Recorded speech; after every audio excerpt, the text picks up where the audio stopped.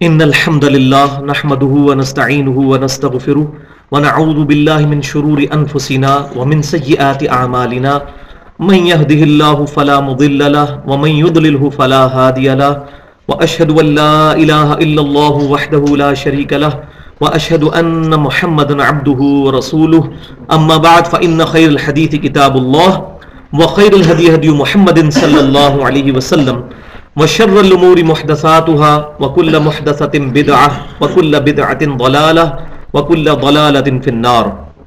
أعوذ بالله السميع العليم من الشيطان الرجيم من همزه ونفخه ونفثه.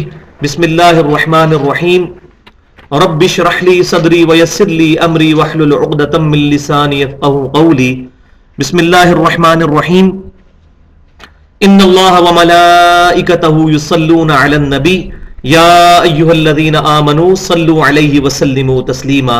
اللهم صل على محمد وعلى آل محمد كما صليت على إبراهيم وعلى آل إبراهيم إنك حميد مجيد. اللهم بارك على محمد وعلى آل محمد كما باركت على إبراهيم وعلى آل إبراهيم إنك حميد مجيد. آج الحمدللہ حرمین شریفین میں یوم عرفہ تھا، 9 ذی الحجہ 1432 ہجری، اور ظاہر ہماری 8 تاریخ تھی، اور اب عشاء کے بعد کا ٹائم ہے تو ہمارا بھی جو 9 ذی الحجہ کا جو رات ہے وہ شروع ہو چکی ہے. 5 نومبر 2011 ہے آج. امام کائنات سید الاولین والآخرین شفیع المذنبین رحمت للعالمین سیدنا و مولانا امام الانبیاء والمرسلین امام اعظم محمد رسول اللہ صلی اللہ علیہ وآلہ وسلم نے آج سے تقریباً 1421 سال پہلے 11 ہجری میں آج ہی کے دن میدان عرفات میں اپنے پہلے اور آخری حج کے دوران ایک خطبہ ارشاد فرمایا، جس کو ہم کہتے ہیں خطبۃ الوداع. آپ کا الوداعی خطبہ تھا وہ. تو اسی دن کی مناسبت سے میں نے یہ چیز ضروری سمجھی کہ آج ہم اسی خطبے کی یاد دہانی کے لیے اسپیشل پروگرام کریں، جس میں خطبۃ الوداع جو ہے اس کو ایڈریس کیا جائے اور اس کے مقاصد جو ہے وہ بیان کیے جائیں. تو آج کے لیکچر کا ٹاپک ہے امام الانبیاء صلی اللہ علیہ وسلم کی دعوت قرآن، اور یہ ٹاپک ہم نے ڈیڈکٹ کیا ہے سورۃ الانعام کی آیت نمبر 19 سے. بسم اللہ الرحمن الرحیم. وَأُوحِيَ إِلَيَّ هَذَا الْقُرْآنُ لِأُنذِرَكُمْ بِهِ وَمَنْ بَلَغَ. اے محبوب صلی اللہ علیہ وسلم آپ فرما دیجئے کہ مجھے قرآن اس لیے وحی کیا گیا کہ میں اس قرآن کے ذریعے تمہیں بھی خبردار کر دوں، تمہیں بھی تبلیغ کر دوں، اور جس تک یہ کتاب پہنچ جائے وہ بھی اس کتاب پر عمل کرے اور اسی کے ذریعے تبلیغ کرے. تو اس کی وجہ سے ٹاپک کا نام رکھا گیا ہے امام الانبیاء کی دعوت قرآن. تو آپ صلی اللہ علیہ وآلہ وسلم کے ساتھ جو قرآن پاک کی نسبت ہے، آپ صلی اللہ علیہ وسلم کا جو انسٹرومنٹ آف تبلیغ ہے وہ ہم سے کوئی ڈھکی چھپی بات نہیں. اس پہ میں کئی دفعہ پورے لیکچرز دے چکا ہوں، اور ہمارے جو یوٹیوب پہ لیکچر پڑے ہوئے ہیں 720085 یوٹیوب پہ چینل کا ایڈریس ہے. تو اس پر جب سورہ آل عمران کی آیت نمبر 164 آئی تھی، لقد من اللہ علی المؤمنین اذ بعث فیہم رسولا من انفسہم یتلو علیہم آیاتہ ویزکیہم ویعلمہم الکتاب والحکمہ وَإِن كَانُوا مِن قَبْلُ لَفِي ضَلَالٍ مُبِينٍ. وہ آیت آ بھی جائے گی آج کے درس میں. تو اس میں میں نے کافی ڈیٹیل کے ساتھ اس انسٹرومنٹ آف دعوت کو میں نے ایڈریس کیا تھا، اور اس پہ ہمارا یہ پورا ایک ریسرچ پیپر بھی چھپ چکا ہے امام الانبیاء کی دعوت قرآن کے نام سے. اور یہ ریسرچ پیپر اس لیے میں سب کو جو بھی بھائی آ رہے ہیں نئے ان کو دیے جا رہے ہیں تاکہ وہ یہ سامنے رکھیں. اس میں جتنی آیات ایڈریس ہوئی ہیں انشاءاللہ اس کو مختصراً بیان کیا جائے گا آج انشاءاللہ. اس ریسرچ پیپر نمبر 4 امام الانبیاء کی دعوت قرآن صلی اللہ علیہ وسلم، کی ترتیب بڑی انٹلیکچوئل ترتیب ہے. 50 آیات کے اندر پورے قرآن کی دعوت کا خلاصہ بیان کیا گیا ہے 10 سٹیپس کے اندر. ہر سٹیپ کے اندر کچھ آیات آتی ہیں, ٹوٹل اس کی کاؤنٹنگ بنتی ہے 50. تو ایک بندہ جو قرآن پاک سے ہدایت حاصل کرنا چاہتا ہے تو وہ ان 50 آیات سے گزرے یا ان 10 سٹیپس سے جن کے اندر یہ آیات آئی ہیں, تو اس کو قرآن پاک کی دعوت کا خلاصہ سمجھ آ جائے گا. یہ جو میں نے اپنی زندگی میں قرآن پاک پہ کچھ وقت لگا کے چیزیں سیکھی ہیں تو اس کو کوشش کی ہے کہ اپنے انداز میں پبلک تک پہنچانے کی کوشش کی جائے. تو قبل اس کے کہ ان آیات کو ایڈریس کیا جائے, میں 8 احادیث بیان کرنا چاہوں گا قرآن پاک کی اہمیت کے حوالے سے, کیونکہ ہمارے معاشرے کے اندر عموماً قرآن پاک کی طرف بہت کم توجہ ہوتی ہے, اور جب کوئی حدیث بیان کی جاتی ہے تو لوگ زیادہ اٹینٹو ہوتے ہیں اس ایشو پر. یہ بدقسمتی ہے ہماری, حالانکہ قرآن بھی اسی زبان مبارک سے نکلا ہے جس سے حدیث نکلی ہے, اور قرآن ہماری دی اونلی ٹیکسٹ بک ہے. حدیث اور سنت ہماری ریفرنس کتابیں ہیں, وہ بھی قرآن نے ان کی طرف ریفر کیا, لیکن اوریجنل بک جس پر دعوت قرآن ہے, جس پر دعوت امام الانبیاء ہے صلی اللہ علیہ وسلم, وہ کتاب اللہ ہے. تو چلے کسی بہانے سے ہی کسی کے دل میں قرآن کی اہمیت پیدا ہو جائے. تو 8 صحیح حدیث, اور یہ 8 کا فگر میں نے اس لیے استعمال کیا کہ جنت کے 8 دروازے ہیں جو صحیح مسلم میں حدیث ہے. جو شخص وضو کرنے کے بعد پڑھ لے اشہد واللہ الہ الا اللہ وحدہ لا شریک لہ واشہد ان محمدا عبدہ ورسولہ, تو اللہ تعالیٰ اس کے لیے جنت کے 8 دروازے کھول دیتا ہے. تو جنت کے 8 دروازوں کی نسبت سے 8 صحیح احادیث میں انشاءاللہ ایڈریس کروں گا. اس کے بعد اس ریسرچ پیپر کو جو آپ کے ہاتھوں میں ہے اس کو انشاءاللہ گو تھرو کریں گے. تو پہلی حدیث صحیح مسلم کے کتاب الجمعہ چیپٹر میں موجود ہے. انٹرنیشنل نمبرنگ کے مطابق 2005 نمبر حدیث ہے, اور حدیث کے راوی ہیں سیدنا جابر بن عبداللہ رضی اللہ تعالی عنہما. وہ کہتے ہیں کہ امام کائنات صلی اللہ علیہ وسلم جب بھی خطبہ دیا کرتے تھے, خصوصاً جمعے کا خطبہ, تو آپ صلی اللہ علیہ وسلم حمد و صلات کے بعد کچھ باتیں ایڈریس کیا کرتے تھے, امپورٹنٹ باتیں. وہ کیا تھیں؟ اما بعد فإن خیر الحدیث کتاب اللہ. آگاہ ہو جاؤ اس کے بعد کہ سب سے بہترین کلام اللہ کی کتاب ہے. وخیر الہدی ہدی محمد صلی اللہ علیہ وسلم, اور سب سے ہدایت یافتہ راستہ محمد صلی اللہ علیہ وسلم کا ہے. وشر الامور محدثاتها, اور بدترین کام وہ ہیں جو دین میں نئے داخل کیے جائیں. وکل محدثۃ بدعہ, اور یہ تمام داخل کیے جانے والے کام بدعتیں ہیں. وکل بدعۃ ضلالہ, تمام بدعتیں گمراہیاں ہیں. وکل ضلالۃ فی النار, اور تمام گمراہیاں دوزخ میں لے جانے والی ہیں. تو صحیح مسلم میں میجورٹی الفاظ اس میں سے موجود ہیں. کچھ مسند امام احمد اور سنن نسائی کے بھی اس میں الفاظ موجود ہیں, وہ بھی صحیح سند کے ساتھ ہیں. تو آپ صلی اللہ علیہ وسلم جب بھی تقریر کرتے تو لوگوں کو اس بات کے اوپر ابھارتے کہ یہ اللہ کی کتاب سب سے بہترین کلام ہے, اس سے اوپر کوئی چیز نہیں ہے. دوسری صحیح حدیث جو آج کے یوم عرفہ کے پوائنٹ آف ویو سے بڑی امپورٹنٹ ہے, وہ المستدرک للحاکم میں کتاب العلم چیپٹر کے اندر صحیح سند کے ساتھ انٹرنیشنل نمبرنگ کے مطابق 318 نمبر حدیث ہے. سیدنا عبداللہ بن عباس رضی اللہ تعالی عنہما روایت کرتے ہیں کہ امام کائنات صلی اللہ علیہ وسلم نے حجۃ الوداع کے موقع پر میدان عرفات میں خطبہ دیتے ہوئے ارشاد فرمایا, میں اپنے بعد تم میں 2 ایسی چیزیں چھوڑ کر جا رہا ہوں جن کو مضبوطی سے پکڑ لوگے تو کبھی گمراہ نہیں ہوگے. ایک اللہ کی کتاب, اور دوسرے اس کے رسول صلی اللہ علیہ وسلم کی سنت. اور ظاہر سنت وہی ہوگی جو صحیح احادیث سے ڈرائیوڈ ہوگی. یہ آگے ٹاپک آ بھی جائے گا. کتاب اللہ اور سنت, یہ 2 چیزیں. تیسری حدیث صحیح مسلم میں کتاب الحج چیپٹر کے اندر انٹرنیشنل نمبرنگ کے مطابق 2950 نمبر حدیث ہے, اور یہ بڑی زبردست حدیث ہے. اس کے راوی بھی جابر بن عبداللہ رضی اللہ تعالی عنہما ہے. حجۃ الوداع کی جو حدیث صحیح مسلم میں ہے وہ یہ حدیث ہے. آپ حیران ہوں گے, اس میں الفاظ یہ ہیں کہ جابر بن عبداللہ رضی اللہ تعالی عنہما کہتے ہیں کہ نبی صلی اللہ علیہ وسلم نے اپنی گفتگو کنکلوڈ کرتے ہوئے ارشاد فرمایا کہ اے لوگو, بے شک میں اپنے بعد تم میں وہ چیز چھوڑ کر جا رہا ہوں اگر تم نے اس کو مضبوطی سے پکڑ لیا تم کبھی گمراہ نہیں ہوگے، اور وہ اللہ کی کتاب ہے۔ یعنی کتاب اور سنت کا تو بیان تھا، لیکن کتاب اللہ پر اتنا ایمفسائز تھا کہ صحیح مسلم کے خطبے میں صرف کتاب اللہ کے الفاظ ہیں، کیونکہ سنت کو ماننا اصل میں کتاب اللہ ہی کو ماننا ہے۔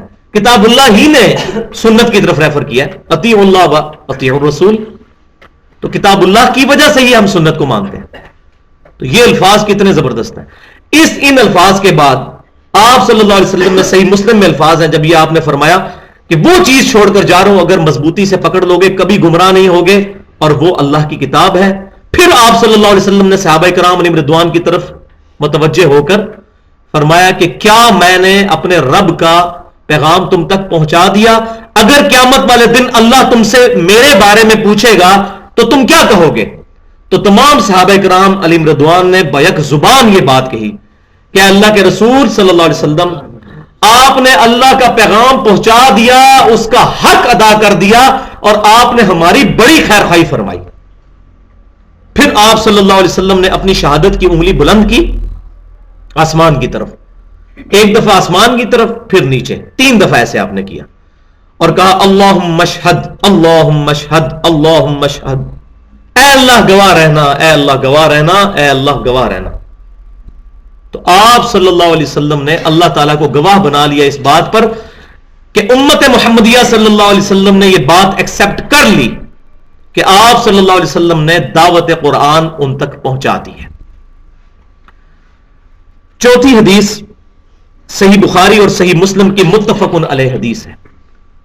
صحیح بخاری کے کتاب الفضائل قرآن چیپٹر میں انٹرنیشنل نمبرنگ کے مطابق 4981 نمبر حدیث ہے، اور صحیح مسلم کے کتاب الایمان میں انٹرنیشنل نمبرنگ کے مطابق 385 نمبر حدیث ہے، اور راوی ہیں سیدنا ابو ہریرہ رضی اللہ تعالیٰ عنہ کہ نبی صلی اللہ علیہ وسلم نے فرمایا کہ اللہ تعالیٰ نے تمام انبیاء کو کوئی نہ کوئی معجزے دیے تھے، جس کی وجہ سے لوگ ان انبیاء پر ایمان لایا کرتے تھے، اور مجھے اللہ تعالیٰ نے سب سے بڑا معجزہ دیا ہے، وحی کا معجزہ، قرآن کا معجزہ، اور میں اللہ سے امید کرتا ہوں کہ سب سے زیادہ قیامت والے دن ایمان لانے والے لوگوں کی تعداد میری امت سے ہوگی۔ اور وہ ہمیں پتہ ہے صحیح بخاری اور مسلم کی متفق علیہ حدیث ہے کہ امام کائنات صلی اللہ علیہ وسلم نے فرمایا کہ جنتیوں کا نصف امت محمدیہ سے ہوگا صلی اللہ علیہ وسلم۔ کیوں؟ کہ اس امت کا معجزہ بہت بڑا ہے، کتاب اللہ بہت بڑا معجزہ ہے۔ وہاں سے مجھے قرآن پاک بھی پکڑا دیجیے گا کوئی ایک سا۔ تو یہ اتنا بڑا معجزہ ہے کہ اس کی وجہ سے اس امت کی تعداد قیامت والے دن تمام امتوں سے بڑھ کر ہوگی۔ بلکہ سنن ابن ماجہ میں صحیح حدیث یہ بھی موجود ہے کہ جنتیوں کی 120 میں سے 80 صفیں میری امت سے ہوں گی، نبی صلی اللہ علیہ وسلم نے ارشاد فرمایا۔ اور آج ہم نے پریکٹیکل یہ چیز دیکھ بھی لی ہے۔ 11 ستمبر 2001 کے بعد صرف 9 مہینے کے اندر 34,000 امریکنز نے اسلام قبول کیا ہے، قرآن پاک کا ترجمہ انگریزی میں پڑھ کر، کسی مولوی کی تقریر سن کے نہیں، قرآن کا ترجمہ انگریزی میں پڑھ کر۔ یہ پلین ٹروتھ میگزین ہے امریکہ کا، اس کے فگرز ہیں۔ اور آپ کو یاد ہوگا کلنٹن 2007 میں جب آیا تھا پاکستان، اس نے جیو کو انٹرویو دیتے ہوئے کہا تھا اسلام is the fastest growing religion ان امریکہ، امریکہ میں سب سے تیزی کے ساتھ پھیلنے والا دین اسلام ہے۔ اور وہ پریڈکٹ کر رہے ہیں کہ 2050 تک مسلمانوں کی تعداد سب سے زیادہ ہو جائے گی امریکہ کے اندر اس قرآن کی وجہ سے۔ تو یہ آج بات کھلی ہے کہ میرا معجزہ سب سے بڑا ہے۔ اور ڈاکٹر اقبال نے بڑی پیاری بات کی تھی کہ میں نے تاریخ سے یہی سبق سیکھا ہے کہ کبھی مسلمانوں نے اسلام یا قرآن کی حفاظت نہیں کی، یہ اسلام اور قرآن تھا جس نے مسلمانوں کی حفاظت کی ہے۔ آج دیکھیں ہم لوگ فیل ہو چکے تھے کریکٹر کے اعتبار سے، اپنے اعمال کے اعتبار سے، اللہ تعالیٰ نے غیر مسلموں کو قرآن کی وجہ سے ہدایت دے دی ہے، اور دعوت و تبلیغ کا کام شروع ہو گیا ہے۔ ایک ایک بندہ کرسچنز کے ٹیمپلز میں جا کے دعوت پیش کر رہا ہے، جو انہی کے پریسٹ جو ہیں جیوز کے اور کرسچنز کے مسلمان ہو کر، ایون ہندو بھی مسلمان ہو رہے ہیں قرآن پاک کا ترجمہ پڑھ کر۔ یہ اب ہماری بدبختی ہے کہ سب کانٹیننٹ کے اندر مولوی ہمیں یہ پڑھاتا ہے قرآن حدیث ڈائریکٹ نہ پڑھنا گمراہ ہو جاؤ گے۔ کیوں؟ اس کو پتا ہے جب قرآن پڑھے گا تو ہمارے والے عقیدے نہیں رکھے گا، جب صحیح بخاری اور صحیح مسلم پڑھ لے گا پھر نماز ہمارے طریقے سے نہیں پڑھے گا۔ اس کو تو ٹینشن پڑ جائے گی، اس کی تو روٹیاں بند ہوں گی۔ 5ویں حدیث صحیح مسلم میں کتاب الفضائل چیپٹر میں، یہ میری فیورٹ 3 حدیث ہے احادیث میں سے، اسی لیے ہم نے اپنے منہج پہ بھی حدیث لکھی ہوئی ہے۔ اس کو کہتے ہیں غدیر خم کی حدیث، اور یہ اہل سنت اور اہل تشیع کے درمیان کامن حدیث ہے، غدیر خم کی حدیث۔ صحیح مسلم کتاب الفضائل انٹرنیشنل نمبرنگ کے مطابق 4 سندیں ہیں، 6225، 6226، 6227 اور 6228، اور احادیث کے راوی ہیں سیدنا زید بن ارقم رضی اللہ تعالیٰ عنہ۔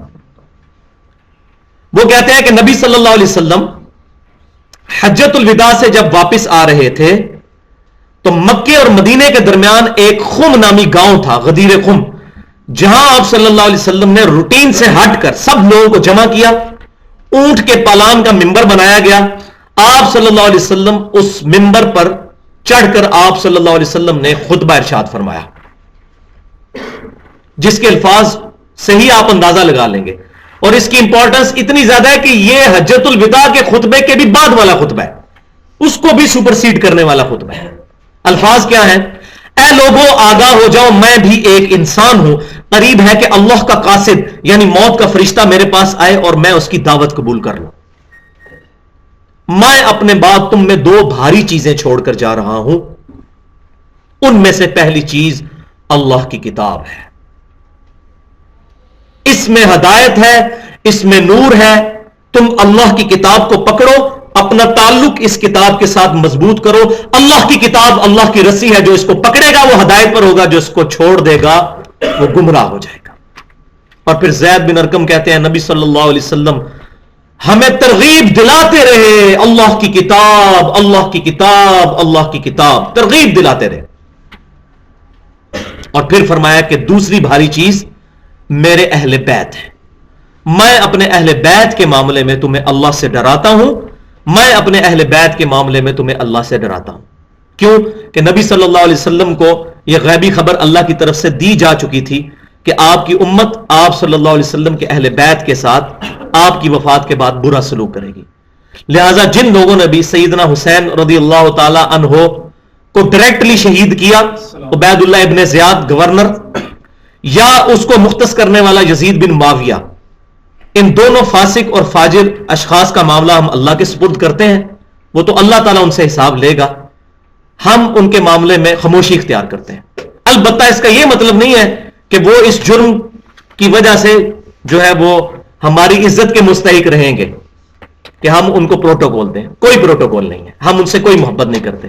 اور امام ابن تیمیہ رحمۃ اللہ علیہ اگرچہ نرم گوشہ رکھتے تھے، اس کے باوجود انہوں نے یہ بات لکھی ہے کہ ہم یزید سے کوئی محبت نہیں کرتے، ہم سیدنا حسین سے محبت کرتے ہیں، اور ہمیں ہونی بھی چاہیے، کیونکہ جامعہ ترمذی میں صحیح حدیث ہے کہ سیدنا حسن اور حسین جنتی نوجوانوں کے سردار ہیں۔ اسی طریقے سے جن لوگوں نے اہل بیت میں سے نبی صلی اللہ علیہ وسلم کی بیویوں کے بارے میں زبان درازی کی، رافضیوں نے، خصوصاً سیدہ عائشہ کے بارے میں، ہم ان کا معاملہ بھی اللہ کے سپرد کرتے ہیں، ہم ایسے لوگوں سے بھی کوئی محبت نہیں کرتے۔ اور یزید بن معاویہ کی آڑ کے اندر جن لوگوں نے سیدنا معاویہ رضی اللہ تعالیٰ عنہ کے اوپر زبان درازی کی، ہم ان سے بھی کوئی محبت نہیں کرتے، ہم سیدنا معاویہ رضی اللہ تعالیٰ عنہ کے ساتھ محبت کرتے ہیں، اور ان کی جو اجتہادی غلطیاں ہیں وہ اللہ تعالیٰ معاف کرے گا، ہم ان کے بارے میں اپنی زبان نہیں کھولتے۔ چھٹی حدیث صحیح بخاری کی، اور یہ اس کے ساتھ کمپلیمنٹری حدیث ہے۔ کیوں کہ یہ جو غدیر خم کی حدیث ہے یہ بعض کتابوں میں موجود ہے اہل سنت کی صحیح سند کے ساتھ، ان میں مزید الفاظ بھی موجود ہیں کہ نبی صلی اللہ علیہ وسلم نے سیدنا علی کا ہاتھ اپنے ہاتھوں میں لے کر صحابہ کرام علی رضوان سے پوچھا، کیا میں مومنین کی جانوں پر ان سے زیادہ حقدار نہیں ہوں؟ النبی اولی بالمؤمنین من انفسہم، یہ قرآن پاک کی آیت آپ نے تلاوت کی سورۃ الاحزاب کی، سب نے کہا بلا یا رسول اللہ، کیوں نہیں یا رسول اللہ صلی اللہ علیہ وسلم؟ پھر آپ صلی اللہ علیہ وسلم نے سیدنا علی کا ہاتھ پکڑ کر فرمایا، من کنتم مولا فہذا علی مولا، جس کا مولا میں ہوں، یعنی جو مجھ سے دلی محبت رکھتا ہے، جس کا محبوب میں ہوں، اس کا محبوب پھر سیدنا علی بھی ہونے چاہیے۔ بس اتنے الفاظ ہیں، آپ نے کوئی وصیت ان کے لیے نہیں فرمائی کہ آپ میرے بعد وصی ہیں، ایسی کوئی بات نہیں ہے۔ تو مولا علی سے ہم محبت کرتے ہیں، لیکن مولا کا مطلب یہاں پر محبوب۔ تو جس کا مولا میں ہوں اس کا مولا علی ہے. تو یہ المعجم الکبیر طبرانی کے اندر یہ باقی سند موجود ہے اور کافی کتابوں کے اندر موجود ہے. تو یہاں پر میں یہ کمپلیمنٹری حدیث 6 نمبر پر بیان کرنا چاہتا تھا. وہ صحیح بخاری کتاب المغازی چیپٹر میں انٹرنیشنل نمبرنگ کے مطابق 4460 نمبر حدیث ہے, نبی صلی اللہ علیہ وسلم کے وفات والے چیپٹر کے اندر, کہ عبداللہ بن ابی اوفا رضی اللہ تعالی عنہ المتوفا 86 ہجری, جو حضور صلی اللہ علیہ وسلم کی وفات کے بعد 75 سال تک زندہ رہے. آپ رضی اللہ تعالیٰ عنہ آخر میں فوت ہونے والے صحابہ میں سے ہیں. ان سے سیدنا طلحہ رحمت اللہ علیہ نے پوچھا, صحیح بخاری کتاب المغازی 4460 نمبر حدیث, یہ بتائیے کہ کیا نبی صلی اللہ علیہ وسلم نے اپنا وصی کسی کو بنایا تھا, وصیت کیا گیا خلیفہ؟ تو انہوں نے کیٹاگوریکل ڈینائی کرتے ہوئے کہا نہیں, ہاں مگر نبی صلی اللہ علیہ وسلم نے ہمیں کتاب اللہ پر عمل کرتے رہنے کی وصیت فرمائی تھی. یہ ہے نبی صلی اللہ علیہ وسلم کا وصی. کیوں؟ آپ کا وصی قیامت تک کے لیے ہونا چاہیے, کیونکہ آپ کی نبوت قیامت تک کے لیے, اور آپ کا وصی معصوم بھی ہونا چاہیے. اور ظاہر ہے کہ نبی کے بعد کسی بھی صحابی کے بارے میں ہمارا یہ عقیدہ نہیں کہ وہ معصوم ہے, اور نہ ہم جو ہے محفوظ کہتے ہیں, یہ لفظ استعمال کرتے ہیں, یہ خطرناک چیز ہے, یہ کتاب و سنت سے ثابت نہیں ہے. البتہ ہم ان کے لیے جنت کا عقیدہ رکھتے ہیں, اللہ تعالیٰ ان کی غلطیاں معاف کرنے والا ہے. معصوم پروفٹ کے بعد کوئی نہیں ہے. Prophet is the only personality among the Muslims, جو ہمارے لیے اتھینٹک ہے. تو آپ رضی اللہ تعالیٰ عنہ نے فرمایا کہ نبی صلی اللہ علیہ وسلم نے ہمیں کتاب اللہ پر عمل کرتے رہنے کی وصیت فرمائی تھی. 7ویں حدیث صحیح مسلم کے اندر, یہ 7ویں اور 8ویں حدیث جو ہے نا, یہ تھوڑی حوصلے کے ساتھ سننے والی ہے. صحیح مسلم کے اندر کتاب صلاۃ المسافرین میں 1897 نمبر حدیث ہے انٹرنیشنل نمبرنگ کے مطابق, اور راوی ہیں سیدنا عمر رضی اللہ تعالی عنہ. وہ کہتے ہیں کہ اللہ تعالیٰ, نبی صلی اللہ علیہ وسلم نے بیان فرمایا, اللہ تعالیٰ اس کتاب کی وجہ سے قوموں کو عروج دے گا اور اس کتاب کی وجہ سے قوموں کو ذلیل کر دے گا, پستی کا شکار کر دے گا, جس کی آج زندہ مثال امت مسلمہ ہے. تو ڈاکٹر اقبال نے اسی حدیث کو ٹرانسلیٹ کرنے کی کوشش کی تھی جواب شکوہ میں. وہ زمانے میں معزز تھے مسلمان ہو کر, اور تم خار ہوئے تاریک قرآن ہو کر. بالکل ایسا ہی ہوا ہے. صحابہ کرام علیہم رضوان کو اس کتاب کی وجہ سے اللہ نے عروج دیا, اور بعد کے لوگوں کو کتاب اللہ چھوڑنے کی وجہ سے اللہ تبارک و تعالی نے ذلیل کر دیا. وَتُعِزُّ مَن تَشَاءُ وَتُذِلُّ مَن تَشَاءُ. اور 8ویں حدیث ہم میں سے ہر انڈیویجول کے لیے ایک امپورٹنٹ ترین حدیث ہے, انڈیویجول لیول پر, انفرادی طور پر. وہ صحیح مسلم میں کتاب الطہارہ چیپٹر کے اندر انٹرنیشنل نمبرنگ کے مطابق 534 نمبر حدیث ہے, اور راوی ہے سیدنا ابو مالک اشعری رضی اللہ تعالیٰ عنہ. وہ کہتے ہیں کہ نبی صلی اللہ علیہ وسلم نے ارشاد فرمایا, القرآن حجت لک او علیک, یا قرآن تیرے حق میں حجت ہے یا تیرے خلاف حجت ہے. تیسری بات کوئی نہیں ہے, یہ بولین الجبرا والی بات ہے, یا 0 ہے یا 1 ہے, تیسری بات کوئی نہیں ہے. اس معاملے میں ہر انسان کو ڈر جانا چاہیے, کیونکہ میں نے بھی اپنی زندگی کے 31 سال گمراہی میں گزارے ہیں. ہم بھی قرآن پاک سے دور تھے, اپنے آباء و اجداد کے مذہب کے اوپر تھے. یہ تو 2007 کے اندر قرآن پاک پڑھنا شروع کیا تو میں حیران ہو گیا کہ میرے عقیدے بالکل قرآن کے اپوزٹ تھے. تو مجھے قرآن سے نفرت ہوگی, معاذ اللہ استغفر اللہ. میں نے کہا یہ کیا قرآن عقیدے بیان کر رہا ہے, ہمارے اتنے بڑے بڑے بزرگ پاگل تھے, قرآن تو کچھ اور کہہ رہا ہے. لیکن اللہ کا شکر ہے کہ قرآن پاک میرے خلاف حجت نہیں بنا. اگر میں انہی عقائد پہ رہتا اور میں قرآن پاک کو پسے پش ڈال دیتا تو قرآن پاک میرے خلاف حجت بن جاتا. تو ہر مسلمان کو ہر وقت تیار رہنا چاہیے, کوئی قرآن کی آیت یا صحیح حدیث میرے تک پہنچے تو میں اپنے آپ کو اس کے مطابق کر دوں, تاکہ وہ میرے خلاف حجت نہ بنے, میرے خلاف اللہ کے لیے دلیل نہ بن جائے. القرآن حجت لک او علیک, قرآن یا تیرے حق میں حجت ہے یا تیرے خلاف حجت ہے. اللہ اللہ خیر سمجھ. تو یہ 8 احادیث تھیں. اب ہم آتے ہیں اپنے ریسرچ پیپر کی طرف. 50 آیات پر مشتمل جو ایک انٹلیکچوئل ترتیب کے ساتھ ہے، 10 بڑے ٹاپکس کے انڈر پوری قرآن کی دعوت کا خلاصہ بیان کرنے کی کوشش کی ہے ہم لوگوں نے اس پمفلٹ کے اندر، امام الانبیاء کی دعوت قرآن. یہ سب لوگ کھول لیں، ریسرچ پیپر نمبر 4.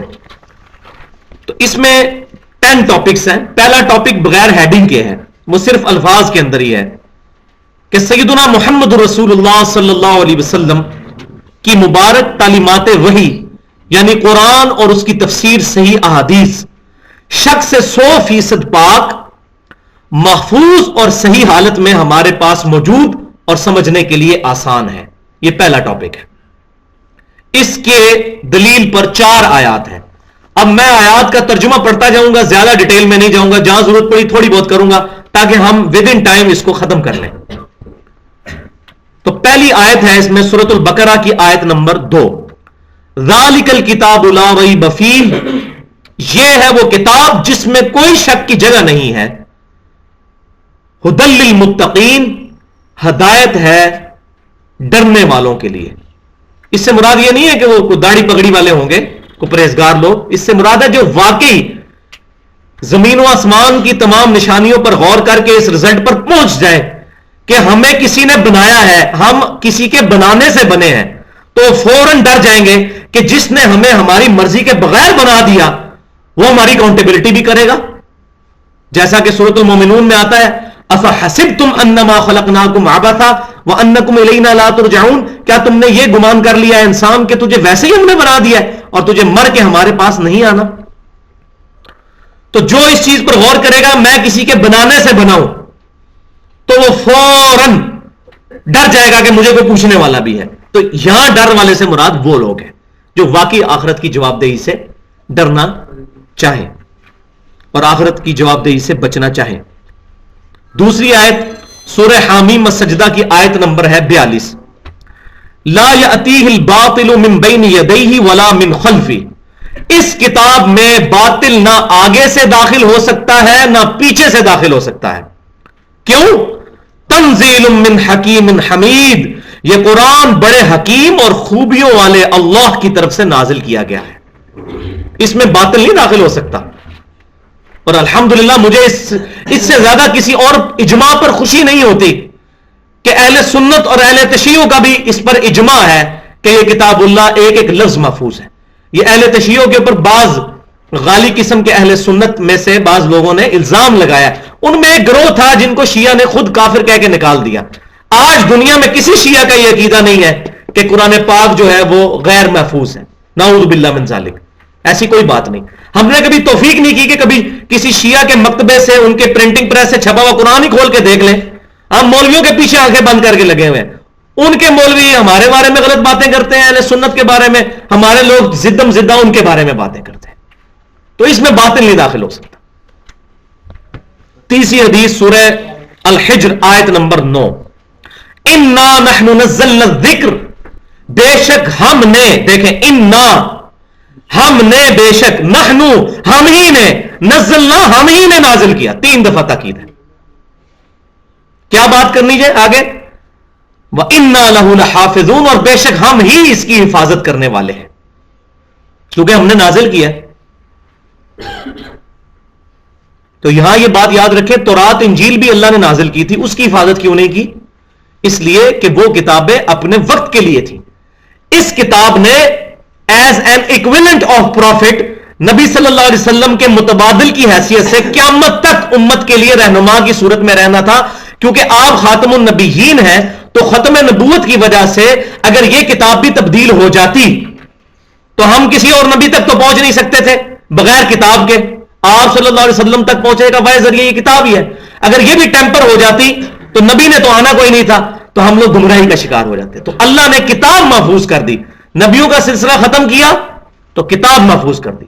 وہاں اگر امتیں ٹیمپر کرتی تھی کتابیں تو اللہ تعالیٰ پیغمبروں کو بھیجتا تھا، جیسے سیدنا عزیر علیہ السلام آئے تھے، انہوں نے پھر تورات اپنی یادداشت مرتب کر دی تھی. لیکن اب تو کسی پروفٹ نے نہیں آنا.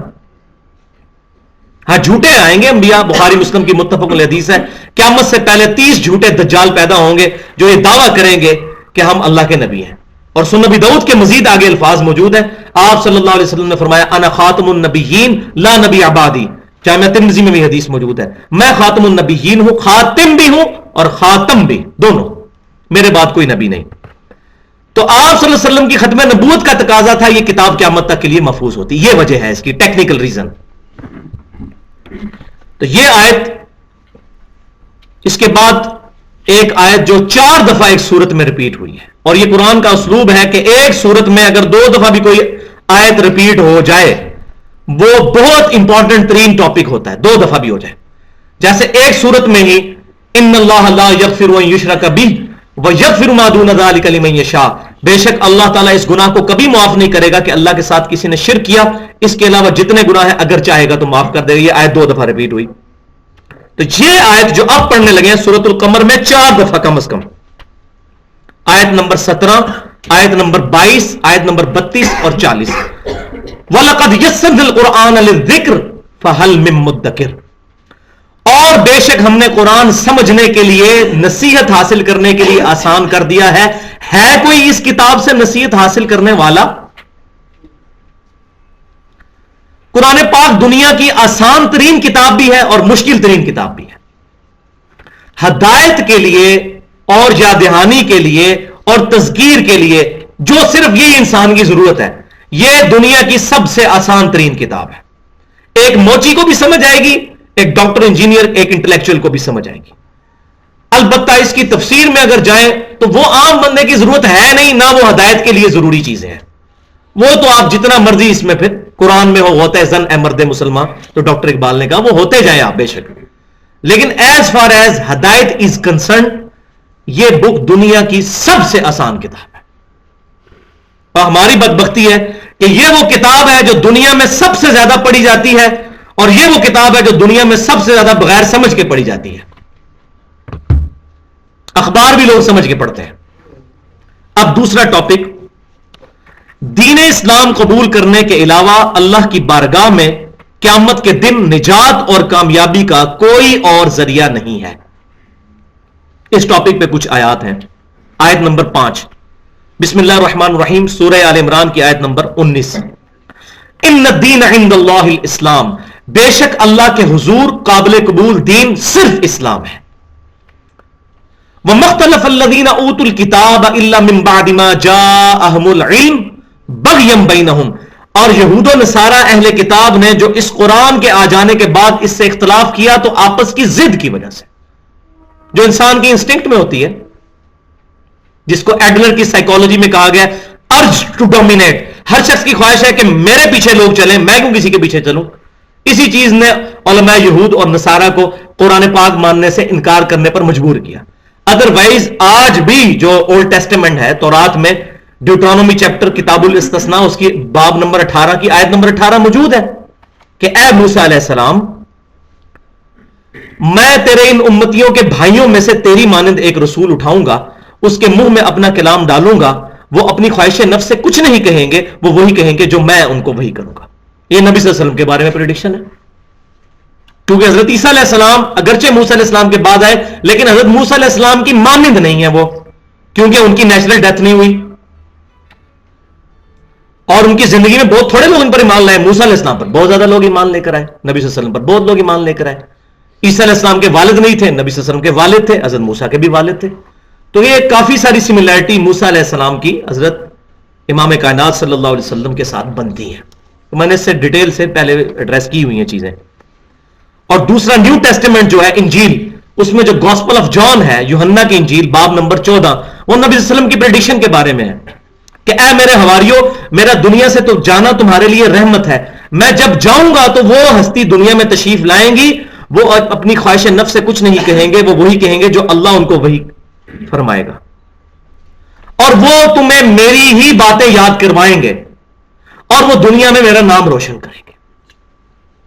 یہ پریڈکشن صرف نبی صلی اللہ علیہ وسلم کے اوپر پوری اترتی ہے, کیونکہ نبی صلی اللہ علیہ وسلم اور امت محمدیہ صلی اللہ علیہ وسلم کے علاوہ کوئی حضرت عیسیٰ علیہ السلام کو پیغمبر نہیں مانتا. تو اہل کتاب نے اختلاف کیا واضح علم قرآن کے آ جانے کے بعد, بغیم بینہم, آپس کی ضد کی وجہ سے, وَمَن يَكْفُرْ بِآيَاتِ اللَّهِ فَإِنَّ اللَّهَ سَرِيعُ الْحِسَابِ، تو جو کوئی اللہ کے ساتھ آیات کے ساتھ کفر کرے گا اللہ بڑا جلد حساب لینے والا ہے. بڑی دھمکی ہے اس کے اندر. آیت نمبر 6 سورہ آل عمران، آیت نمبر 85. وَمَن يَبْتَغِي غَيْرَ الْإِسْلَامِ دِينًا، جو کوئی بھی اسلام کے علاوہ کسی اور دین کا طلبگار ہوا اور اسی حال میں قیامت والے دن اللہ کے سامنے پیش ہو گیا، فَلَن يُقْبَلَ مِنْهُ وَهُوَ فِي الْآخِرَةِ مِنَ الْخَاسِرِينَ، ہم اس سے اس کا دین کبھی قبول نہیں کریں گے اور وہ شخص خسارہ پانے والوں میں سے ہو جائے گا جو اسلام کے علاوہ کوئی اور دین لے کر اللہ کے حضور قیامت والے دن پیش ہوا. وَلِعَوْذُ بِاللَّهِ تَعَالَى. آیت نمبر 7 سورۃ الحجر کی آیت نمبر 2. رُبَمَا يَوَدُّ الَّذِينَ كَفَرُوا لَوْ كَانُوا مُسْلِمِينَ، قیامت والے دن وہ وقت بھی آنے والا ہے کہ کافر تمنا کریں گے کاش ہم دنیا میں مسلمان ہوتے. Islam is the only acceptable religion in the sight of Allah. آیت نمبر 8 سورہ آل عمران کی آیت نمبر 102. یا ایھا الذین آمنوا اتقوا اللہ، اے ایمان والو اللہ کا تقوی اختیار کرو، اللہ سے ڈرو، حق تقاتہ، جیسا کہ اس سے ڈرنے کا حق ہے. اور سب سے بڑا اس کا تقاضا کیا ہے؟ وَلَا تَمُوتُنَّ إِلَّا وَأَنْتُمْ مُسْلِمُونَ، اور دیکھنا تمہیں موت نہ آئے مگر اس حال میں کہ تم مسلمان مرنا. بریلوی، دیوبندی، اہل حدیث، شیعہ، قادیانی، ان نسبتوں کے ساتھ نہیں، مسلمان مسلم مرنا، اللہ کے فرمانبردار کی حیثیت سے مرنا. یہ بات ٹھیک ہے کہ کسی زمانے کے اندر محدثین نے اہل سنت کی ٹرمنالوجی یا اصحاب الحدیث کی یوز کی، لیکن ایز اے فرقہ کبھی نہیں اس کو استعمال کیا. کوئی نہیں دکھا سکتا کسی محدث نے یہ باب باندھا ہو کہ فلاں فرقہ، کیونکہ فرقے تو دوزخ میں جائیں گے. اسلام کی فکر فرقہ نہیں ہے، وہ طائفہ منصورہ ہے. کامیاب کرو تو 72 فرقے دوزخ میں جائیں گے. نبی صلی اللہ علیہ وسلم اور صحابہ کرام فرقہ نہیں تھے، وہ تو اوریجن تھے، ان سے ٹوٹ کے جو الگ ہوئے وہ فرقے ہوئے. فرقہ کہتے ہیں ٹوٹ کے الگ ہونے والے کو.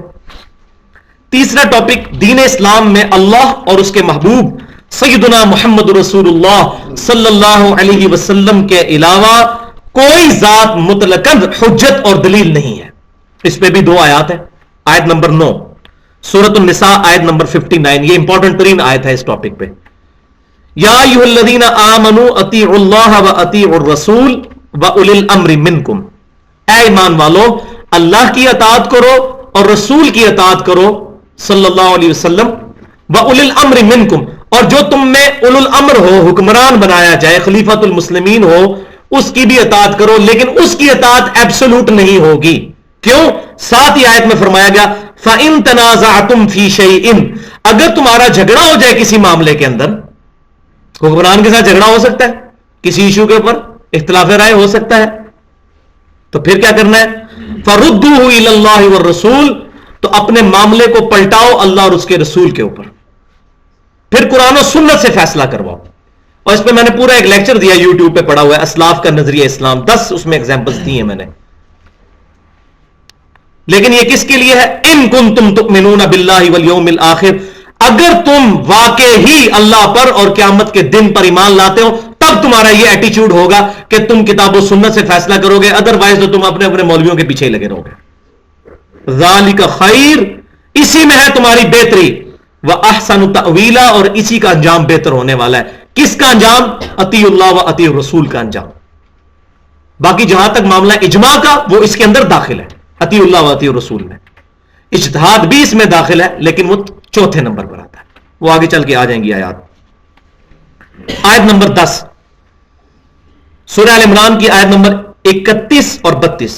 قل ان کنتم تحبون اللہ فاتبعونی یحببکم اللہ، اے محبوب صلی اللہ علیہ وسلم آپ فرما دیجئے کہ واقعی اگر تم اللہ سے محبت کا دعویٰ رکھتے ہو پھر میری یعنی نبی صلی اللہ علیہ وسلم کی اتباع کرو، یحببکم اللہ، پھر اللہ تم سے محبت کرے گا. پھر ون وے ٹریفک نہیں چلے گی، اللہ تعالیٰ کے تم محبوب بن جاؤ گے اگر ہمارے محبوب صلی اللہ علیہ وسلم کی اتباع اختیار کر لو گے. اور صرف محبت نہیں کرے گا، وَيَغْفِرْ لَكُمْ ذُنُوبَكُمْ، محبت کا حق ادا کر دے گا، تمہارے گناہ تمہارے لیے معاف فرما دے گا، تمہاری مغفرت کر دے گا. قل اطیعوا اللہ والرسول، اے محبوب صلی اللہ علیہ وسلم آپ فرما دیجئے کہ اطاعت کرو اللہ کی اور اس کے رسول کی صلی اللہ علیہ وسلم. آگے الفاظ بڑے خطرناک ہیں.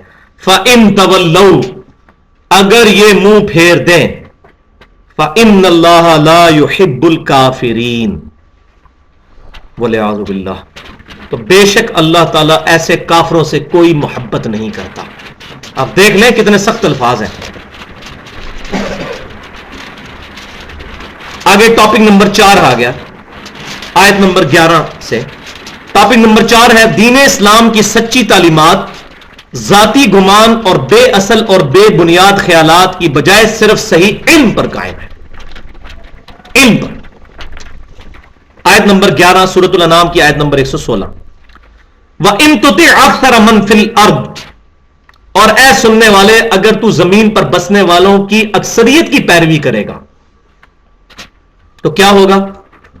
يُضِلُّوكَ عَن سَبِيلِ اللَّهِ وہ تمہیں گمراہ کر دیں گے اللہ کے راستے سے کیونکہ اکثریت گمراہی پر مبنی ہے. اس وقت 1.75 بلین کرسچنز عیسیٰ بن مریم کے بارے میں ڈیوینٹی کلیم کیے ہوئے ہیں علیہ السلام. کتنی بڑی تعداد ہے. 90 کروڑ ہندو ہمارے پڑوسی ملک انڈیا میں بیٹھا ہوا ہے. پھر مسلمانوں کے اندر بھی کس قسم کی خرافات آ چکی ہیں. تو اکثریت نہیں علم کی بنیاد پر ہوگا. اکثریت نہیں ورنہ ایران کے اندر شیعہ حق پہ ہیں, سعودی عرب میں اہل حدیث حق پہ ہیں, پاکستان میں بریلوی حق پہ ہیں اور بنگلہ دیش میں دیوبندی حق پہ ہیں. یہ تماشا لگ جائے گا پھر. تو اسلام کہتا ہے علم کے اوپر بنیاد ہوگی تعداد پہ نہیں ہوگی. إِن يَتَّبِعُونَ إِلَّا الظَّنَّ ان کی اکثریت تو نہیں پیروی کرتی مگر اپنے گمان کی. میرا دل یہ کہتا ہے جی, میرا وجدان یہ کہتا ہے. وَإِنْ هُمْ إِلَّا يَخْرُصُونَ اور یہ نہیں مگر اٹکل پچو چلاتے رہتے ہیں, اپنی طرح سے ضربیں تقسیمیں لگا کے رزلٹ نکالتے رہتے ہیں. سورۃ النجم کی آیت نمبر 28 آیت نمبر یہاں پر 12. وَمَا لَهُمْ بِهِ مِنْ عِلْمٍ اور ایسے لوگوں کو کسی چیز کا علم نہیں ہوتا. إِن يَتَّبِعُونَ إِلَّا الظَّنَّ یہ تو صرف اپنے گمان کی پیروی کرتے ہیں. وَإِنَّ الظَّنَّ اور بے شک گمان لا یغنی من الحق شیئا حق کے مقابلے میں کوئی شے نہیں ہے. گمان حق حق ہے. 2 جمع 2 برابر ہے 4 ہے کہ نہیں؟ اب مجھے بتائیں کوئی شخص کہے کہ میں سورج مغرب سے نکالتا ہوں اور مردے کو زندہ کر دیتا ہوں اور یہ اس بات پر دلیل ہے کہ 2 جمع 2 برابر ہے 5 کے, تو آپ مان لیں گے؟ اتنے بڑی بڑی کرامتیں دیکھ کے تو مان لینا چاہیے. کیوں نہیں مانیں گے؟ کیونکہ آپ کو ڈیفینیٹلی یہ چیز پتا ہے کہ 2 جمع 2 برابر ہے 4 کے. اگر کوئی مردہ زندہ کر دے, کسی کے دل کا حال جان لے, سورج کو واپس پلٹا دے, چاند کے 2 ٹکڑے کر دے اور اس کی جواب میں ہمیں کہے کہ 2 جمع 2 5, ہم کہیں گے نہیں 2 جمع 2 4. تو بھائیو 2 جمع 2 5 اور کسی بزرگ کی ہم کوئی بات نہ مانے اور قرآن کی ہم تعویل کر دیں. اتنے بڑے بڑے بزرگ پاگل ہیں, یہ کہنا شروع کر دیں ہم 2 جمع 2 4 جتنی امپورٹنس بھی قرآن اور حدیث کو نہیں دیتے. شرم کا مقام ہے ہمارے لیے. فارمولہ ہم غلط ماننے کے لیے تیار نہیں ہوں گے کسی کی اتنی بڑی کرامتیں دیکھ کے اور ان لوگوں کی پگڑی اور داڑیوں سے اور خوبصورت شکلوں سے چمڑیوں سے دھوکہ کھا کے ہم ان کی غلط نظریات کے پیچھے چلنا شروع کر دیتے ہیں. یہ ہماری بدبختی ہے. تو قرآن کہتا ہے علم کے اوپر بنیاد. ان الظن لا یغنی من الحق شیئا گمان حق کے مقابلے میں کوئی شے ہی نہیں ہے. پوری دنیا کہنا کہ اللہ تبارک و تعالیٰ نے عیسیٰ بن مریم کو اپنا بیٹا چن لیا ہے, ہم نہیں مانیں گے. اس وجہ سے نہیں کہ ہم مسلمان ہیں, اس وجہ سے کہ قرآن حق یہ کہہ رہا ہے. مسلمان تو سارے ہی ہیں. یہاں لوگوں نے اگر وہ ابن اللہ کا عقیدہ نہیں رکھا ہوا تو نور من نور اللہ کا عقیدہ رکھ لیا ہوا ہے. تو بات تو 19-20 کا ہی فرق ہے. لم یلد ولم یولد, نہ اللہ میں سے کوئی نکلا نہ اللہ کسی میں سے نکلا. سورہ الزمر کی آیت نمبر 9 یہ اکثر کالجز میں اور سکولوں میں لکھی جاتی ہے, بہت زبردست آیت ہے. قل هل يستوي الذين يعلمون والذين لا يعلمون اے محبوب صلی اللہ علیہ وسلم آپ فرمائیے کہ بھلا بتاؤ تو جو علم رکھتے ہیں اور جو علم نہیں رکھتے وہ برابر ہو سکتے ہیں؟ کبھی نہیں برابر ہو سکتے. جو لوگ کہتے ہیں خود کھول کے بخاری اور مسلم پڑھو کہ نماز کا طریقہ کیا لکھا ہے, اور جو کہہ رہے ہیں کہ بہشتی زیور اور بہار شریعت کھول کے نماز کا طریقہ پڑھو ہمارے بزرگ کیا لکھ گئے ہیں, یہ کیسے برابر ہو سکتے ہیں؟ کبھی نہیں برابر ہو سکتے. علم تو کتابوں میں ہے, وہ آگے آ جائے گا. انما یتذکر اولو الالباب، بے شک نصیحت تو نہیں حاصل کرتے مگر وہ جو اہل عقل ہے. اسلام دیکھیں کہتا ہے عقل پر بنیاد رکھو. عقل مند جو ہوگا وہ کہے گا جی جو مرضی بھی ہے، جب قرآن میں اور بخاری مسلم میں آ گیا میرا یہی عقیدہ، میرا یہی نظریہ. دو ٹوک بات. تو آیت نمبر آگے 14 نمبر آیت سورہ بنی اسرائیل کی 36 نمبر آیت، جو 10 کمانڈمنٹس کا قرآنک ورژن ہے سورہ بنی اسرائیل میں، آیت نمبر 23 سے لے کر 39 تک. تورات، انجیل و قرآن کی دعوت کا خلاصہ. اس میں 9th کمانڈ یہ ہے، وَلَا تَقْفُ مَا لَيْسَ لَكَ بِهِ عِلْمٌ، اے انسان کسی ایسی چیز کی پیروی مت کرنا جس کے بارے میں تیرے پاس علم نہیں ہے. ان السمع والبصر والفؤاد كل اولئک کان عنہ مسئولا، بے شک کان، آنکھیں اور فواد عقل، اپروپریٹ ٹرانسلیشن اس کی عقل ہے، فائدے والی چیز. دل ترجمہ بعض لوگوں نے کیا، وہ ترجمہ صحیح نہیں، وہ قلب کے لیے. عربی زبان میں کوئی گرامر کی بنیاد نہیں کہ فواد کا ترجمہ ہم کرتے ہیں دل، عقل، عقل والی. فعید عربی زبان میں کہتے ہیں بھجیا کو، نچوڑ جو نکلتا ہے. تو یہ فواد، کان، آنکھیں اور عقل، اس کے بارے میں پوچھا جائے گا ان کو استعمال کیا کہ نہیں. اور علم دو ہی ہیں پھر جو ان 3 حواس سے حاصل ہوتے ہیں. ایک ہے ریویلڈ نالج، وحی کا علم، جو سورۃ البقرہ میں 4 رکوع میں آخری آیات ہے. فَإِمَّا يَأْتِيَنَّكُم مِّنِّي هُدًى اهْبِطُوا مِنْهَا جَمِيعًا، اے آدم علیہ السلام ان کی اولاد اب اتر جاؤ زمین پر. فَإِمَّا يَأْتِيَنَّكُم مِّنِّي هُدًى، اب جب کبھی بھی میرے پاس سے کوئی ہدایت کی کتاب آئے گی، فَمَن تَبِعَ هُدَايَا فَلَا خَوْفٌ عَلَيْهِمْ وَلَا هُمْ يَحْزَنُونَ، تو پھر ایسے لوگوں کو جو کتاب کی پیروی کریں گے نہ کوئی خوف ہوگا نہ کوئی غم ہوگا. وَالَّذِينَ كَفَرُوا، اور جو لوگ کفر کریں گے کتابوں سے، وَكَذَّبُوا بِآيَاتِنَا، اور ہماری آیات کو جھٹلا دیں گے، اولئک اصحاب النار ہم فیہا خالدون، وہی ہے پھر دوزخی، ہمیشہ اس میں رہیں گے. یہ تو ہو گیا ریویلڈ نالج، وحی کا علم، یہ ایک علم. اور دوسرا علم ہے سائنس کا علم، the knowledge obtained through observations and experiments، مشاہدات اور تجربات کے ساتھ حاصل کیا ہوا علم.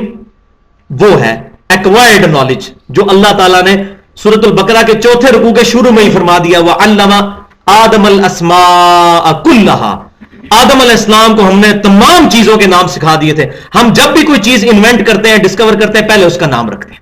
یورینیم ڈسکور ہوا، اس کا نام رکھا گیا یورینیم. تو آدم علیہ السلام نے یورینیم کیوں نہیں ڈسکور کر لیا؟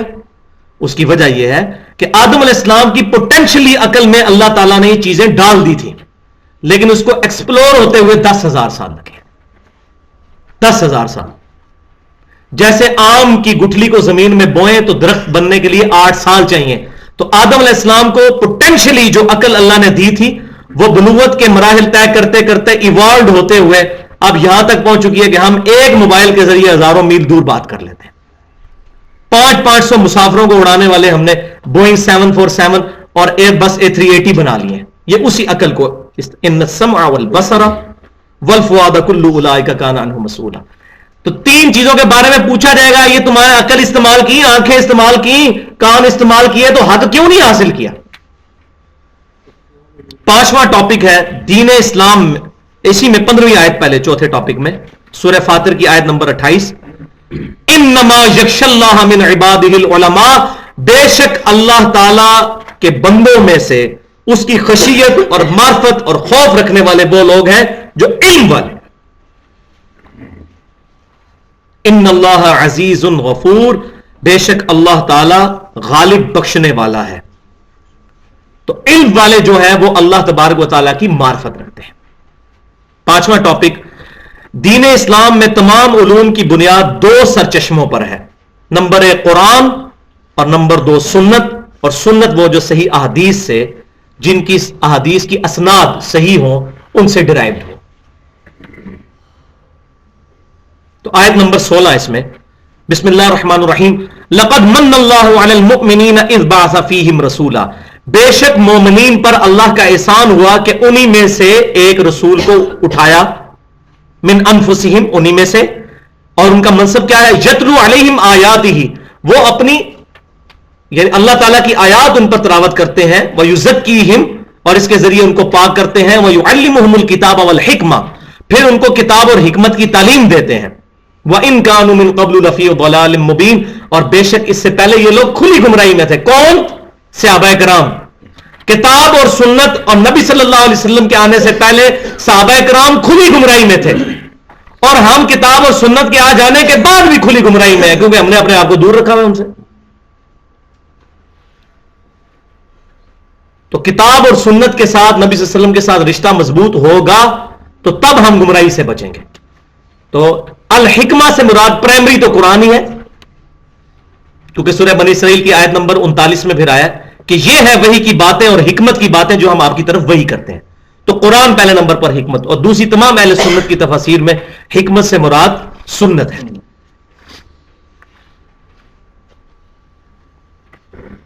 آیت نمبر 17 سورہ آل عمران کی 164 نمبر آیت تھی. اب آیت نمبر 17 سورہ یونس کی 57 نمبر آیت. یا ایھا الناس قد جاءتکم موعظۃ من ربکم وشفاء لما فی الصدور, اے ساری انسانیت بے شک تمہارے پاس آ گیا اللہ تبارک و تعالی کی طرف سے ایک واز کرنے والی چیز. وشفاء لما فی الصدور, اور یہ وہ کتاب ہے جس میں دلوں کی بیماریوں کا علاج ہے. اور دل کی سب سے بڑی روحانی بیماری کیا ہے؟ شرک, اس کا علاج ہے. اور دوسری دنیا پرستی. وَهُدًى وَرَحْمَةٌ لِّلْمُؤْمِنِينَ, اور اگر کوئی ایمان لے آئے گا اس کے لیے تو سراپا ہدایت اور رحمت ہے. سورۃ البقرہ کی آیت نمبر 185. شہر رمضان الذی انزل فیہ القرآن, رمضان کا مہینہ وہ ہے جس میں ہم نے اتارا قرآن, یعنی رمضان کو فضیلت قرآن کی وجہ سے ہے. ہدی للناس, پوری انسانیت کے لیے ہدایت ہے. تو یہاں میں ایڈریس کر دوں, بعض لوگ وہ آیت پڑھتے ہیں یضل بہ کثیرا ویہدی بہ کثیرا, اور کہتے ہیں قرآن پڑھ کے لوگ گمراہ ہو جاتے ہیں, اور قرآن پڑھ کے لوگ ہدایت پا جاتے ہیں, اور اس کو غلط کانٹیکسٹ میں بیان کرتے ہیں. جس کا یہ عقیدہ ہے کہ یہ کتاب گمراہ کر دیتی ہے وہ کافر ہے, پکا کافر ہے. وہ پوری آیت پڑھیں, وما یضل بہ الا الفاسقین, اور وہ پوری بات ہے کہ وہ پورا کانٹیکسٹ چل رہا ہے. وہ کہتے تھے اس کتاب کے اندر مچھر کی مثال کیوں آئی ہے؟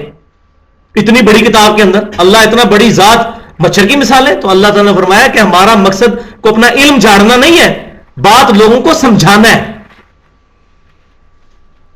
چاہے کسی مثال سے سمجھ آئے. اور اللہ تعالیٰ نے پھر جلالن ارشاد فرمایا کہ, اور پھر پورا فرمایا کہ ایمان والے تو یہ جانتے ہیں کہ یہ کتاب اللہ کی طرف سے ہے, اور یہ جو بے ایمان لوگ ہیں جو جان بوجھ کے حجت بازیاں کرتے ہیں ان پر اللہ تعالیٰ نے غصے میں یہ بات ارشاد فرمائی, ہاں یہ ہم نے اس لیے نازل کیا ہے کہ ایمان والوں کا ایمان مزید مضبوط ہو, وہ ہدایت پا جائے, اور تمہارے جیسے فاسق لوگ گمراہ ہوں اس کا انکار کر کے.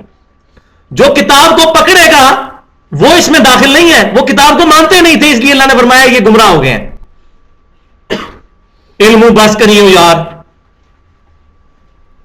عجیب و غریب قسم کی باتیں کی ہوئی ہیں. تو یہ وہ فاسق تھے جنہوں نے کتاب اللہ چھوڑ دی تھی مذاق اڑا کے. کہیں قرآن میں یہ نہیں ہے کہ قرآن پڑھ کے کوئی گمراہ ہو جائے گا, یہ کہیں قرآن میں نہیں لکھا ہوا. ہدی للناس, پوری انسانیت کے لیے ہدایت ہے یہ کتاب. یہ بہت بڑا ظلم ہوا ہے ہمارے معاشرے کے اندر. اور وہ کہتا ہے جی ہدی للمتقین ہے, پرہیزگاروں کے لیے. میں نے بتا دیا پرہیزگار کا مطلب یہ داڑھی پگڑی نہیں ہے, اس سے مراد ہے جو واقعات کی جواب دہی سے ڈرنا چاہے, accountability of day of judgement. اور یہاں تو وہ بھی مسئلہ ختم ہو گیا, ہدی للناس آ رہا ہے, پوری انسانیت کے لیے ہدایت ہے. یہاں تو کوئی چکر ہی نہیں ہے, ہدی للمومنین ہے ہی کوئی نہیں ہے اس میں. تو وبینات من الہدی والفرقان, اور اس کتاب کے اندر روشن دلائل ہیں ہدایت کے, والفرقان, اور یہ حق اور باطل میں تمیز کرنے والی کتاب ہے. Old testament, new testament, and now this is final testament, جس پر اولڈ ٹیسٹیمنٹ اور نیو ٹیسٹیمنٹ کو پرکھا جائے گا حق اور باطل میں. اور جس پر نازل ہوئی وہ بھی الفرقان ہے. صحیح بخاری کے اندر حدیث موجود ہے, نبی صلی اللہ علیہ وسلم نے فرمایا محمد فرق بین الناس, محمد صلی اللہ علیہ وسلم لوگوں میں حق اور باطل میں فرق ہے. جو کہتا ہے میرا امام محمد رسول اللہ صلی اللہ علیہ وسلم, اس کا ایمان ٹھیک ہے, اور جو اس کو چھوڑ کے کسی نے دوسری صدی, کسی نے تیسری صدی, کسی نے 7ویں صدی, کسی نے 14ویں صدی کے مولویوں کو اپنا امام میں مطلق مان لیا ہوا ہے پروفٹ کے مقابلے پر, تو وہ اپنے ایمان کی فکر کرے. آیت نمبر 18, یہ 185 نمبر آیت تھی سورۃ البقرہ کی. اب آیت نمبر 19, سورۃ الاحقاف کی 4 نمبر آیت. یہ منکرین سنت اور منکرین حدیث کے لیے قرآن پاک میں سمجھے ایٹم بم کی طرح ہے، ان کے اوپر گرتی ہے، اسی لیے ادھر ڈالی ہے میں نے کہ نبی صلی اللہ علیہ وسلم کو یہ تربیت دی جا رہی ہے کہ جب کافر آپ سے بحث کرتے ہیں نا تو آپ ان سے کیا بات کریں. ایتونی بکتاب من قبل ھذا، مجھ سے بحث کرنی ہے تو میری اس کتاب سے پہلے جو تمہارے اوپر کتابیں نازل ہوئی ہیں یا تمہارے پاس کوئی کتابیں موجود ہیں وہ لے کر آؤ. او اثارۃ من علم ان کنتم صادقین، یا علم کے آثار کوئی چلتے آ رہے ہوں، انبیاء کی وحی میں سے کوئی آثار. کتاب کو الگ مینشن کیا ہے، علم کے آثار الگ سے مینشن ہوئے. اگر تم سچے ہو تو 2 چیزوں سے بات کرو. ایتونی بکتاب من قبل ھذا، اس کتاب اللہ سے پہلے جو کتابیں نازل ہوئی ان میں سے بات کرو. او اثارۃ من علم، یا علم کے آثار چلتے آ رہے ہوں، اگر تم سچے ہو ان میں سے بات کرو. تو ہمارے بھی بعض بے وقوف مولوی حجت حدیث ثابت کرنے کے لیے بخاری کی حدیثیں پڑھ رہے ہو. بھائی وہ بخاری کو مانے تو تب تو قرآن سے دلیل پیش کریں ان کو. تو ان بیچاروں کا انٹلیکچوئل لیول ہی اتنا ہے. تو قرآن پاک سے دلیل پیش کریں گے، وہ یہ آیت ہے. آثار، علم کے آثار بھی. اب علم جو ہے وہ تواتر کے ساتھ ٹریول نہیں ہوتا، علم ریٹن فارم میں ہو. کہتے ہیں جی وہ سنت تواتر سے چلتی ہے، جس علاقے میں جو لوگ نماز پڑھ رہے ہیں اس طریقے پہ نماز پڑھیں. پھر ایران میں جا کے بندہ تواتر کے ساتھ شیعہ ہو جائے، سعودی عرب میں جا کے اہل حدیث ہو جائے، پاکستان میں بریلوی ہو جائے، اور دیوبندی ہو جائے بنگلہ دیش میں جا کے. تواتر کے ساتھ کیوں؟ علم کے ساتھ. اور اس پہ ان کے اوپر بہت بڑا ہتھوڑا ہے قرآن کی آیت جو شروع میں حضور صلی اللہ علیہ وسلم کے اوپر نازل ہوئی تھی، سورہ العلق کی آیت. الذی علم بالقلم، اللہ وہ ہے جس نے قلم کے ذریعے علم سکھایا. یہ دلیل آئے نوٹ کر لیں، زبانی کلامی نہیں، قلم کے ذریعے علم سکھایا، یعنی قلم کے ذریعے علم ٹرانسفر ہوگا. تو جو لکھی ہوئی حدیثیں چل رہی ہیں زبانی کلامی مشہور باتوں کی، ان کے سامنے کوئی اہمیت نہیں ہے. الذی علم بالقلم، اللہ نے قلم کے ذریعے موسیٰ علیہ السلام کو بھی لکھی ہوئی تختیوں میں دیا. قرآن پاک بھی نبی صلی اللہ علیہ وسلم نے ایز اے وحی لکھوایا، احادیث بھی نبی صلی اللہ علیہ وسلم نے لکھوائی، وہ ہمارے پاس آثار کی شکل میں چلتی آ رہی ہیں. تو یہ بہت بڑی دلیل ہے. تو تواتر کا مطلب جو لیا جاتا ہے کہ جی تواتر کے ساتھ سنت ثابت ہوگی، ہاں تواتر اگر قرآن و سنت کے مطابق ہوگا ہمارے سر آنکھوں پر. جیسے رکوع کے بعد ہاتھ چھوڑنا، اس پہ مسلمانوں کا اجماعی تواتر ہے. حنفی، شافی، مالکی، شیعہ، اہل سنت کے بھی سارے گروہ رکوع کے بعد ہاتھ چھوڑنے کے قائل ہیں. وہ چند ایک عرب علماء نے یہ کام شروع کیا 14ویں صدی کے اندر آ کے، تو ادھر ہی لوگوں نے خود، ان کا شیخ البانی رحمۃ اللہ علیہ نے خود لکھ دیا کہ رکوع کے بعد ہاتھ باندھنا بدعت نجدیۃ، یہ نجدیوں کی ایجاد کی ہوئی بدعت ہے. تو فوراً انہوں نے رد بھی کر دیا. تو یہ عملی تواتر. اسی طریقے سے دعا کے بعد چہرے پہ ہاتھ پھیرنا، اس پہ مسلمانوں کا عملی تواتر ہے. صحیح حدیث بھی موجود ہے الادب المفرد کے اندر. تو تواتر کو ہم مانیں گے اگر کتاب و سنت کے مطابق ہوگا، خلاف ہوگا پھر نہیں، پھر ہم کتاب اللہ اور سنت کو مانیں گے. اور یہاں پر ایک نوٹ میں نے لکھ دیا ہے وہ منہج کو کلیئر کرنے کے لیے کہ 2 ہمارے لیے ایبسولوٹ سورس آف نالج ہیں، قرآن اور سنت، اور 2 ریلیٹو ہیں، اجماع امت اور اجتہاد. یہ قرآن و سنت سے ہی نکلے ہیں، ڈرائیوڈ ہیں. اور وہ کیسے؟ المستدرک للحاکم میں صحیح سند کے ساتھ انٹرنیشنل نمبرنگ کے مطابق 399 نمبر حدیث ہے کتاب العلم چیپٹر میں کہ نبی صلی اللہ علیہ وسلم نے ارشاد فرمایا کہ اللہ تعالیٰ میری امت کو کبھی گمراہی پر جمع ہونے نہیں دے گا. یعنی میری امت جب اجماع کرے گی تو وہ حق پر مبنی ہوگا. جیسے سیدنا ابوبکر صدیق رضی اللہ تعالیٰ عنہ کی خلافت پر اجماع ہوا، قرآن پاک کو کتابی شکل میں لکھنے پر اجماع ہوا ایک جگہ پر. ویسے تو حضور نے اپنی زندگی میں خود لکھوایا پورا قرآن، لیکن وہ سکیٹرڈ فارم میں تھا. اس پر اجماع ہوا. خلق قرآن کے مسئلے کے اوپر اجماع ہوا. ابھی 14ویں صدی میں بہت بڑا اجماع ہوا ہے قادیانیوں کے غیر مسلم ہونے پر، کہ قادیانی فرقہ چاہے وہ لاہوری ہو یا احمدی ہو وہ دار اسلام سے خارج ہے. جو بھی غلام احمد قادیانی دجال کے بارے میں کسی قسم کی انٹرپریٹیشن کرتا ہے اس کو سیو کرنے کے لیے وہ اسلام سے خارج. اس پہ اجماع ہوا. اجماع قیامت تک جاری رہے گا. اور چوتھی چیز ہے اجتہاد. اگر کتاب سنت اجماع میں کوئی مسئلہ نہ ملے تو پھر اجتہاد کریں گے ہم، اور وہ بھی مسئلوں میں ہو رہا ہے. انتقال خون کا مسئلہ ہے، پوسٹ مارٹم کا مسئلہ ہے، کتبین پہ نماز کا مسئلہ، ریل گاڑی میں نماز کا مسئلہ، اعضاء کی پیوند کاری کا مسئلہ. ہوائی جہاز میں نماز کا مسئلہ، اس طرح کے جتنے ایشوز ہیں ان پر اجتہاد ہوگا. تو ان پہ جب اجتہاد ہوتا ہے اور آج کے علماء جب فتوے دیتے ہیں تو کیا ہم لوگ ان علماء کے مقلد ہو جاتے ہیں؟ ورنہ تو آج پھر کوئی انفی شافی مالکی نہیں ہے. اگر اسی کا نام تقلید ہے، کتاب و سنت میں سے اجتہاد کرنے کا نام ہے، تو پھر تو لوگ مولوی تقی عثمانی صاحب کے مقلد ہیں، یا ڈاکٹر طاہر القادری صاحب کے مقلد ہیں، یا شیخ زبیر علی زئی صاحب کے مقلد ہیں. لیکن ایسا نہیں ہے. کتاب و سنت کو ماننا کسی کی تقلید نہیں ہے. ورنہ آج کے مسئلے تو ان کے مولوی بتا رہے ہیں، تو اگر یہ امام حنیفہ کے مقلد ہے تو امام حنیفہ رحمۃ اللہ علیہ کے تعلیمات سے دکھائے نا. ان کے تو فرشتوں کو بھی نہیں پتا ہوگا کیا مسئلے ہونے والے ہیں بعد میں، کیونکہ فرشتوں کے پاس بھی تو علم غیب نہیں ہے. تو یہ قیامت تک جاری رہے گا. اور وہ ہمارے پاس الحمدللہ المصنف ابن ابی شیبہ میں انٹرنیشنل نمبرنگ کے مطابق کتاب البیوع چیپٹر میں 22,990 نمبر اثر موجود ہے. سیدنا عمر رضی اللہ تعالیٰ عنہ کہتے ہیں جب بھی کوئی مسئلہ درپیش آئے پہلے کتاب اللہ میں دیکھو، کتاب اللہ میں نہ ملے پھر سنت رسول میں دیکھو، سنت رسول صلی اللہ علیہ وسلم میں نہ ملے پھر اجماع میں تلاش کرو، اور اگر اجماع میں بھی نہ ملے تو پھر اجتہاد کرو. مقلد نہ ہو جاؤ، اجتہاد کرو، اجتہاد کرو. تو علماء سے مسئلے پوچھنا ان کی تقلید نہیں ہوتا، ان کو بتائیں کتاب سنت اجماع میں کیا لکھا ہوا ہے. باقی اجتہاد تو اپنی سچویشن پہ ہوگا. تو یہ اس طرح ترتیب. تو اہل سنت اور اہل بدعت کا کیا اختلاف ہے؟ اہل بدعت اپنے مولویوں کے اجتہاد کو پہلے نمبر پہ لے آتے ہیں، جبکہ اہل سنت اصحاب الحدیث کا یہ منہج ہے کہ پہلے قرآن، پھر سنت، پھر اجماع اور پھر اجتہاد. اور اجماع کبھی بھی کتاب و سنت کے خلاف نہیں ہوگا، کیونکہ حضور نے فرمایا کہ میری امت گمراہی پہ جمع ہی نہیں ہوگی صلی اللہ علیہ وسلم. تو یہ میں نے یہاں پر ایشو کو ایڈریس کرنا ضروری سمجھا. اب چھٹا ٹاپک، قرآن حکیم سے ہدایت حاصل کرنے کے لیے بنیادی 3 شرطیں ہیں. نمبر 1 کوشش کرنا، نمبر 2 بات متوجہ ہو کر سننا، اور نمبر 3 اپنی عقل استعمال کرنا، انٹلیکٹ استعمال کرنا. اس کے ثبوت پہ کچھ آیات ہیں. آیت نمبر 20 والذین جاہدوا فینا لنہدینہم سبلنا، سورۃ العنکبوت آیت نمبر 69. جو لوگ ہماری راہ میں کوشش کریں گے ہم اپنی راہیں ان کے لیے کھول دیں گے.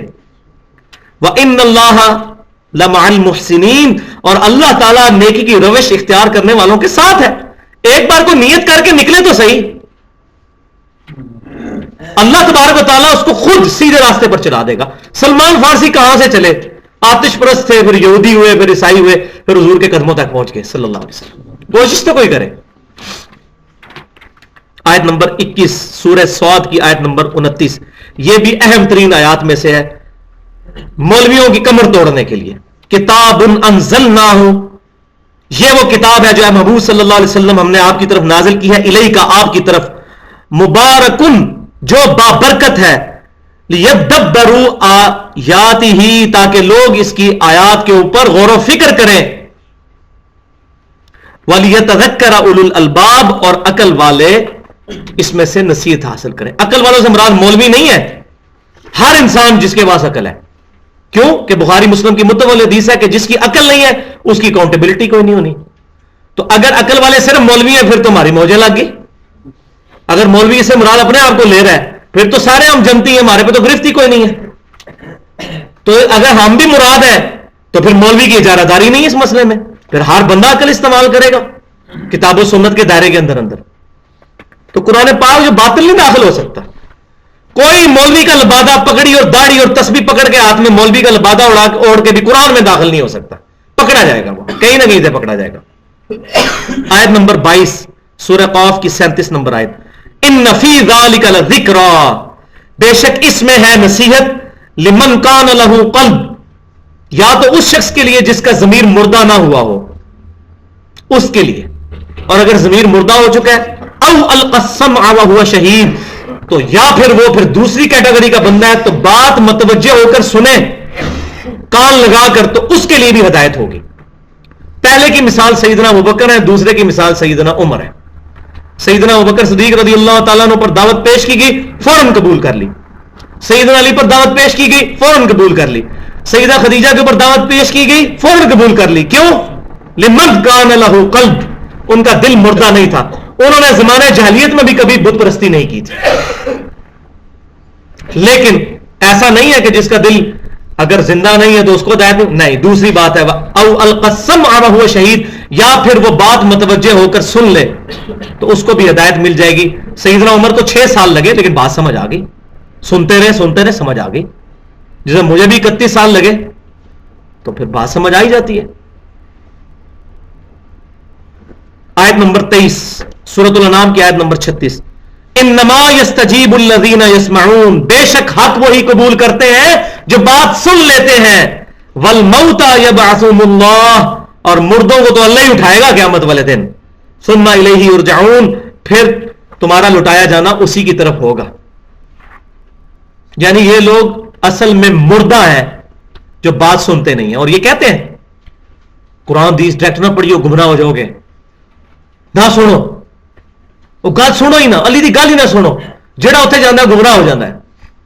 تو اپنی باتیں ہم لوگ کر رہے ہوتے ہیں. ہم تو ڈاکی سے بھی کم حیثیت ہے, اپنے نبی کا پیغام کوشش کرتے ہیں لوگوں تک پہنچے صلی اللہ علیہ وسلم. تو اللہ تعالیٰ نے فرما دیا یہ کس کی روش ہے کہ بات نہ سنو. اگلی آیت سورہ حمیم السجدہ آیت نمبر 26, اور یہاں پر آیت نمبر 24, وقال الذین کفروا, اور کافر کیا کہتے ہیں, لا تسمعوا لهذا القرآن, اس قرآن کو مت سنا کرو ایاک نعبد و ایاک نستعین. پھر تمہارا دماغ خراب ہو جائے گا, پھر تم یا علی مدد یا شیخ عبد القادر جیلانی شیئن للہ تو نہیں کہو گے, پھر تم کہو گے یا حی یا قیوم برحمتک استغیث. مت سننا قرآن کو, یہ کافر کہتے تھے. والغوا فیہ لعلکم تغلبون, اور شور مچا دیا کرو اس میں تاکہ تم غالب آ جاؤ. تمہارے غالب آنے کی ایک ہی صورت ہے, قرآن کا تو تم علمی لیول پہ مقابلہ نہیں کر سکتے, رولا ڈال دو, لڑائی ڈال دو, جھگڑا ڈال دو, کوئی بات قرآن کی سنے ہی نہ, کیونکہ جو سنے گا وہ صحابی ہو جائے گا. اس زمانے میں تھا.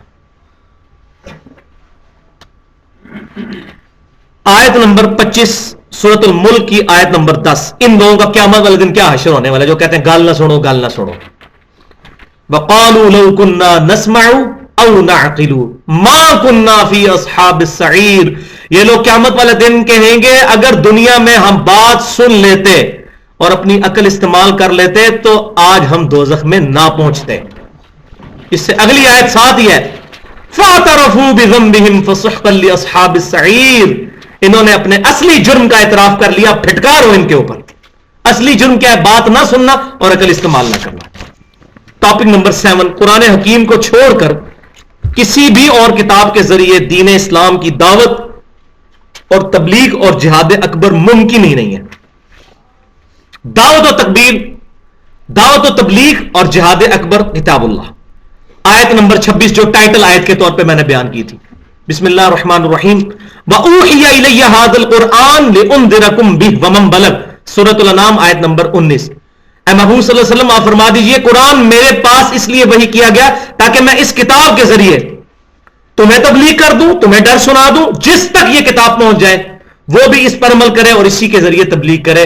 مولویوں کی لکھی ہوئی کتابوں کے ساتھ تبلیغ نہ کرے. یہاں کیا ہوا ہے, لوگوں نے مولویوں کی کتابیں پکڑا دی ہیں. ایک مکتبہ فکر نے فیضان سنت پکڑا دی ہے, دوسرے نے فضائل اعمال پکڑا دی ہے, تیسرے نے الرحیق المختوم پکڑا دی ہے, چوتھے نے 14 ستارے پکڑا دی ہوئی ہے. نام لینے کی ضرورت نہیں, آپ کو پتا ہے. اور کتاب اللہ پس پشت. آیت نمبر 27 سورہ قاف کی آیت نمبر 45, فذکر بالقرآن من یخاف وعید, اے محبوب صلی اللہ علیہ وسلم اس قرآن کے ذریعے لوگوں کو واعظ کریں, لوگوں کو تذکیر کریں, نصیحت اس کے لیے جو واقعی اللہ کی دھمکی سے ڈرتا ہے, وہ مان لے گا آپ کی بات. تو آپ صلی اللہ علیہ وسلم کا جمعے کا خطبہ یہی سورہ قاف ہوا کرتی تھی, 45 آیات ہر جمعے کا خطبہ. صحیح مسلم کتاب الجمعہ انٹرنیشنل نمبرنگ کے مطابق 2015 نمبر حدیث ہے, نبی صلی اللہ علیہ وسلم کی ہر جمعے کی تقریر سورہ قاف اس کتاب کے ذریعے آپ تبلیغ فرمایا کرتے تھے. آیت نمبر 28 سورۃ الفرقان کی آیت نمبر 52, فلا تطع الکافرین, اے محبوب صلی اللہ علیہ وسلم کافروں کی باتوں کی پرواہ مت کریں, وجاہدہم بہ جہادا کبیرا, اس کتاب کے ذریعے ان کے ساتھ بڑا جہاد کریں. سب سے بڑا جہاد کیا ہے؟ کتاب اللہ کے ساتھ جہاد.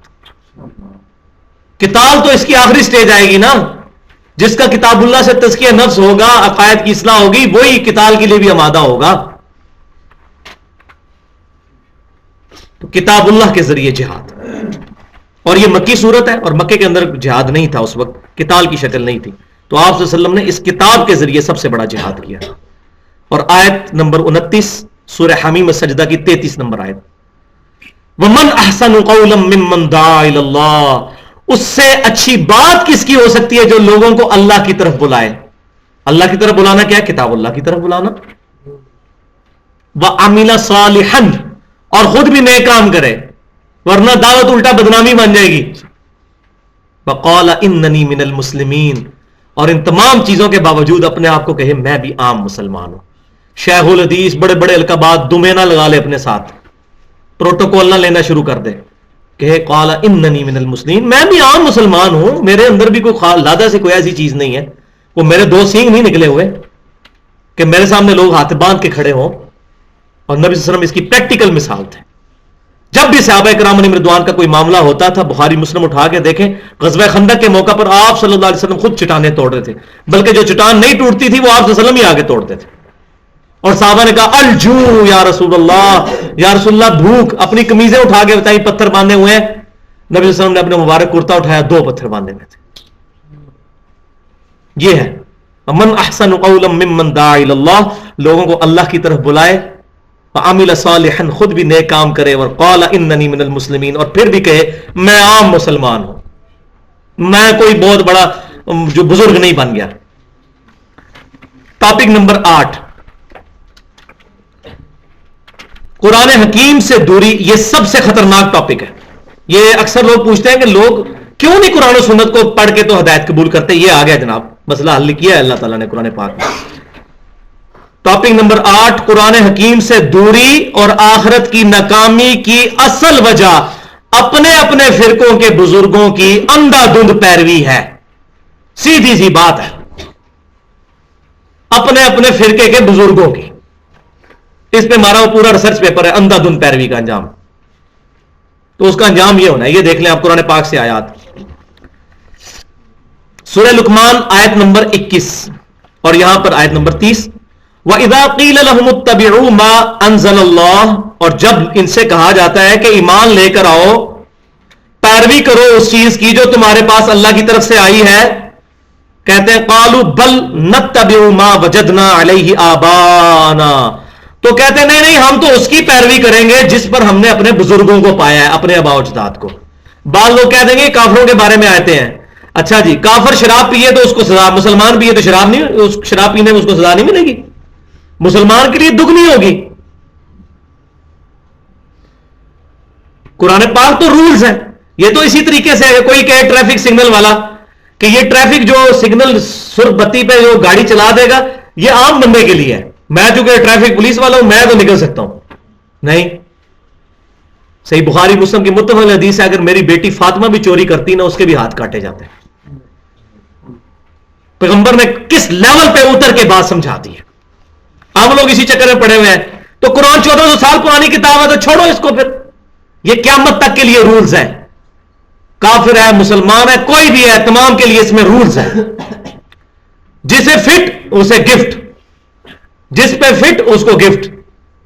تو جو بھی آج یہ بات کہے گا ہم اپنے بزرگوں کے اوپر رہیں گے، ٹھیک ہے، چاہے وہ اپنے فرقے کے بزرگ ہوں یا اپنے مذہب کے بزرگ ہوں، اس میں داخل ہے. اَوَلَوْ كَانَ الشَّيْطَانُ يَدْعُوهُمْ إِلَىٰ عَذَابِ السَّعِيرِ، اللہ تعالیٰ فرماتا ہے کیا بھلا شیطان اگر ان کو دوزخ کی طرف بلا رہا ہو تب بھی یہی کہتے رہیں گے؟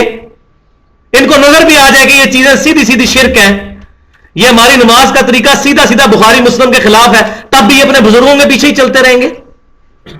آیت نمبر 31 سورہ التوبہ کی بھی آیت نمبر 31 ہے.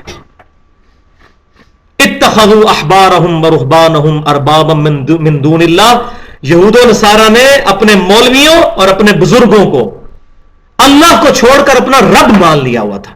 اہل سنت کی تمام تفاسیر اٹھا کے دیکھیں، اس میں لکھا ہے اس سے مراد یہ ہے کہ وہ اپنے پوپ جو تھے ان کی حلال اور حرام کی ہوئی چیزوں کو اپنی کتابوں کے مقابلے پہ ترجیح دیتے تھے. آج بھی دیکھ لیں گے ویٹیکن سٹی میں جو پوپ بیٹھا ہوا ہے اس کے پاس حرام اور حلال کا اختیار ہے. کیتھولک کرسچن سے آپ پوچھ لیں. اور بخاری مسلم کی متفق حدیث ہے میری امت میں وہی خرابیاں پیدا ہوں گی جو اگلی امتوں میں پیدا ہوئی تھی. قدم بقدم بالشت بر بالشت انہی لوگوں کے راستے پہ یہ چلیں گے. صحابہ کرام علیہ رضوان نے پوچھا یا رسول اللہ صلی اللہ علیہ وسلم یہ وہ لوگ سے مراد کون لوگ ہیں, کیا یہودی اور عیسائی ہیں؟ آپ نے فرمایا وہ لوگ نہیں تو اور کون مراد ہے؟ تو یہود و نصارہ کی ایک بڑی بیماری یہ تھی. آیت نمبر 32 سورۃ الفرقان آیت نمبر 27 سے لے کر 30 تک یہ رکت انگیز ترین آیات ہیں قرآن پاک کی, کہ جو اتنی چیخو پکار کے بعد بھی کتاب و سنت کی دعوت قبول نہیں کرے گا تو قیامت والے دن اب کیا معاملہ ہوگا اس کے ساتھ. وَلِعَاذُ بِاللَّهِ تعالی, اللہ تعالیٰ ہمیں بچائے. وَيَوْمَ يَعُضُّ الظَّالِمُ عَلَى يَدَيْهِ, اس قیامت کے دن ظالم شخص اپنے ہاتھ چبا کے منہ میں ڈال رہا ہوگا یوں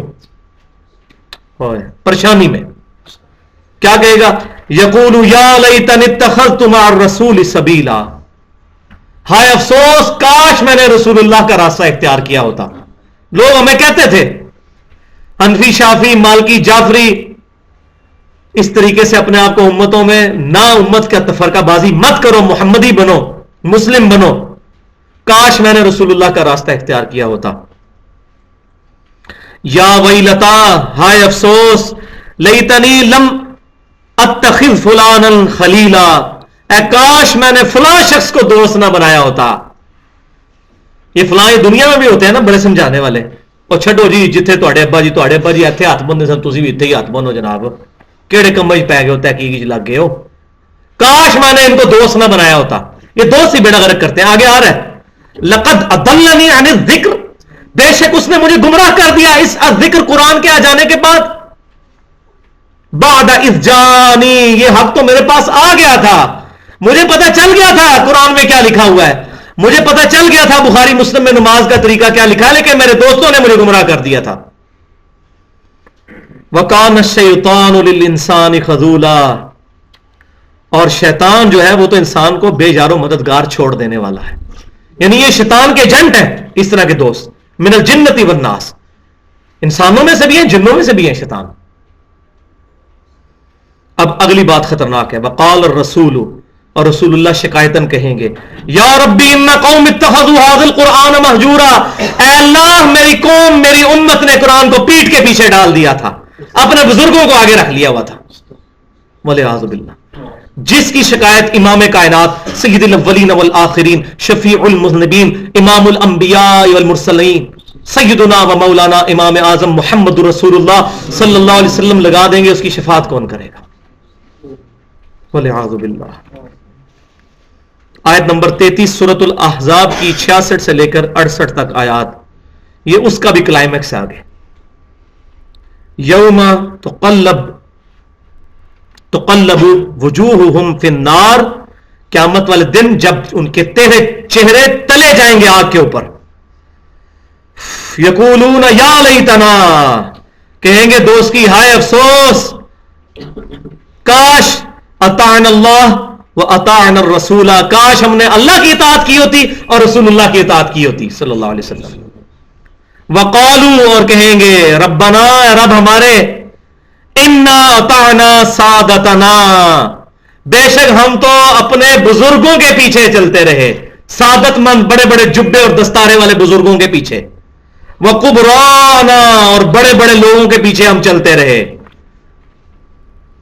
جی یہ مفتی اعظم ہند ہے, یہ مفتی اعظم پاکستان ہے. کبرانا صحیح ٹرانسلیشن ہے, کبرانا سعادتنا, اے اللہ ہم ان کے پیچھے چلے. آپ غصہ کیا نکالیں گے؟ یہ بزرگ جو ادھر حضرت صاحب وہ جوتیاں اٹھائی پھرتے ہیں نا, تو کل وہ جوتیاں ماریں گے بزرگوں کے سروں پر.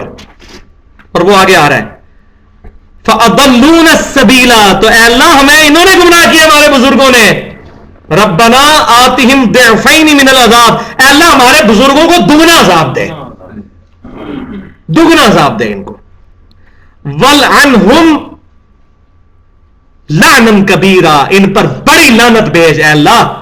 یہ جتنے بڑے بزرگ ہیں اتنی بڑی لعنت بھیج ان کے اوپر دنیا میں جو انہوں نے. اب یاد رکھیں جو صحیح بزرگ ہیں ہم ان کی بات نہیں کر رہے, ٹھیک ہے, وہ جیسے امام بخاری ہے, امام مسلم ہے, امام داؤد, امام ترمذی, امام نسائی, امام ابن ماجہ, امام حنیفہ, امام شافعی, امام مالک, احمد بن حنبل, یہ بڑے بڑے بزرگ, ان کی بات ہم نہیں کر رہے. ان کے ناموں پر جن لوگوں نے فرقے بنائے ان کی بات کر رہے ہیں.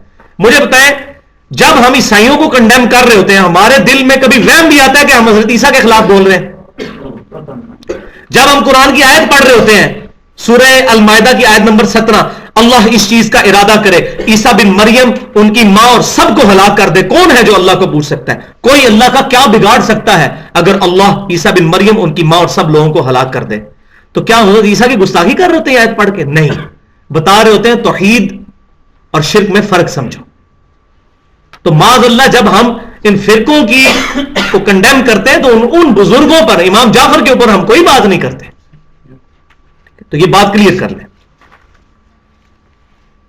9واں ٹاپک، قرآن حکیم کی روشنی میں فرقہ واریت کی مذمت، صراط مستقیم کی پہچان اور واحد ناقابل معافی جرم کی نشاندہی۔ آیت نمبر 34 سورہ آل عمران کی 103 نمبر آیت، وَاعْتَصِمُوا بِحَبْلِ اللَّهِ جَمِيعًا وَلَا تَفَرَّقُوا۔ غدیر خم کی حدیث یاد کر لیں، صحیح مسلم کتاب الفضائل 6225، 6226، 6227، 6228۔ یہ اللہ کی رسی ہے، جو اس کو پکڑے گا وہ ہدایت پر ہوگا، جو چھوڑ دے گا اور گمراہ ہو جائے گا وہ شخص۔ تو اللہ کی رسی کو مضبوطی سے پکڑ لو اور آپس میں فرقوں میں مت بٹو۔ یہ مسلمانوں کو کہا جا رہا ہے جنہوں نے آج اپنے فرقوں کے نام مسجدوں کے باہر لکھ لیے ہوئے ہیں۔ کسی ضعیف سند سے بھی ثابت نہیں کہ صحابہ کرام نے مسجدوں کے باہر بریلوی، دیوبندی، اہل حدیث، شیعہ، قادیانی کسی بھی اس طرح کا کوئی لفظ استعمال کیا ہو، کوئی ثابت نہیں۔ اللہ کی رسی کو مضبوطی سے پکڑ لو، فرقوں میں مت بٹو، اس پر فخر محسوس مت کرو۔ فخر کس پر محسوس کرو؟ اگلی آیت، آیت نمبر 35 سورۃ الحج کی آیت نمبر 78، ملت ابیکم ابراہیم، پیروی کرو اپنے باپ ابراہیم کی ملت کی، ہوا سماکم المسلمین، جنہوں نے تمہارا نام مسلمان رکھا تھا، من قبل، اس سے بہت پہلے، وفی ھذا، اور اس کتاب کے اندر اللہ نے تمہارا نام مسلمان رکھ دیا۔ اپنے آپ کو مسلم کہو، جس طرح غیر مسلم اپنے آپ کو مسلم، لفظ مسلم کہتے ہیں وہ، ان بیچاروں کو تو پتہ ہی نہیں ہے کہ پاکستان میں اٹ چکو تو فرقہ ہے، ان بیچاروں کو تو پتہ ہی کچھ نہیں ہے۔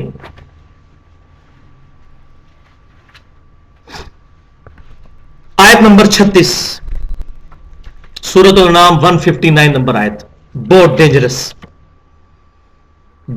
ترین فتویٰ، ان الذین فرقوا دینہم، بے شک وہ لوگ جنہوں نے دین میں فرقے بنائے، وکانوا شیعا، اور اپنے آپ کو گروہوں میں بانٹ لیا، لست منہم فی شیء، اے محبوب صلی اللہ علیہ وسلم آپ کا تو ان کے ساتھ کوئی تعلق نہیں ہے۔ انما امرہم الی اللہ، ان کا معاملہ اللہ کے سپرد۔ بڑی دھمکی ہے اس کے اندر، نبڑ لائیں گے انہوں، اللہ دے سپرد کر دو، چمڑی لاؤں گے انہوں دی۔ انما امرہم الی اللہ، ان کا معاملہ اللہ کے سپرد، ثم ینبئہم بما کانوا یفعلون، پھر اللہ ان کو بتا دے گا جو انہوں نے کرتوت کیے تھے دنیا میں، فرقے بنا بنا کے اپنی روٹی چمکائی تھی۔ آیت نمبر 37 سورۃ الانعام کی 161 سے لے کر 163 تک آیت، یہ ہے ہمارا دین پورا ان 3 آیات کے اندر، 4 آیات میں۔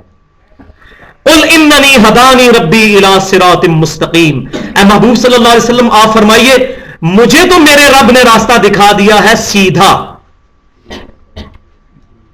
دینا قیما ملت ابراہیم حنیفا، وہ دین جو بالکل سیدھا ابراہیم علیہ السلام کی ملت پر قائم ہے، وہ ملت کیا ہے؟ حنیفا، سب سے ٹوٹ کر ایک اللہ کا ہو جانے والا، حنیفہ، ایک حنیفہ ہے وہاں وہ حنیفہ والا، وہ ہے آتی ہے اس کے اینڈ پہ، اس کے اینڈ پہ الف آتی ہے۔ یہ بعض لوگ ادھر سے کہتے ہیں یہ منفی ہیں، یہ نہیں ہے، وہ حنیفی بنے گا، پھر انفی نہیں بنتا، حنیفی بنے گا، اس میں ہے، اس میں الف ہے، زمین اسمان کا فرق ہے۔ بل ملت ابراہیم حنیفہ، ابراہیم علیہ السلام کی ملت پر جو سب سے ٹوٹ کر ایک اللہ کے ہو گئے تھے، وما کان من المشرکین، اور وہ شرک نہیں کرتے تھے۔ سب سے بڑا ٹائٹل یہ ہے کہ اللہ قیامت والے دن کسی کو کہہ دے کہ یہ مشرک نہیں ہے۔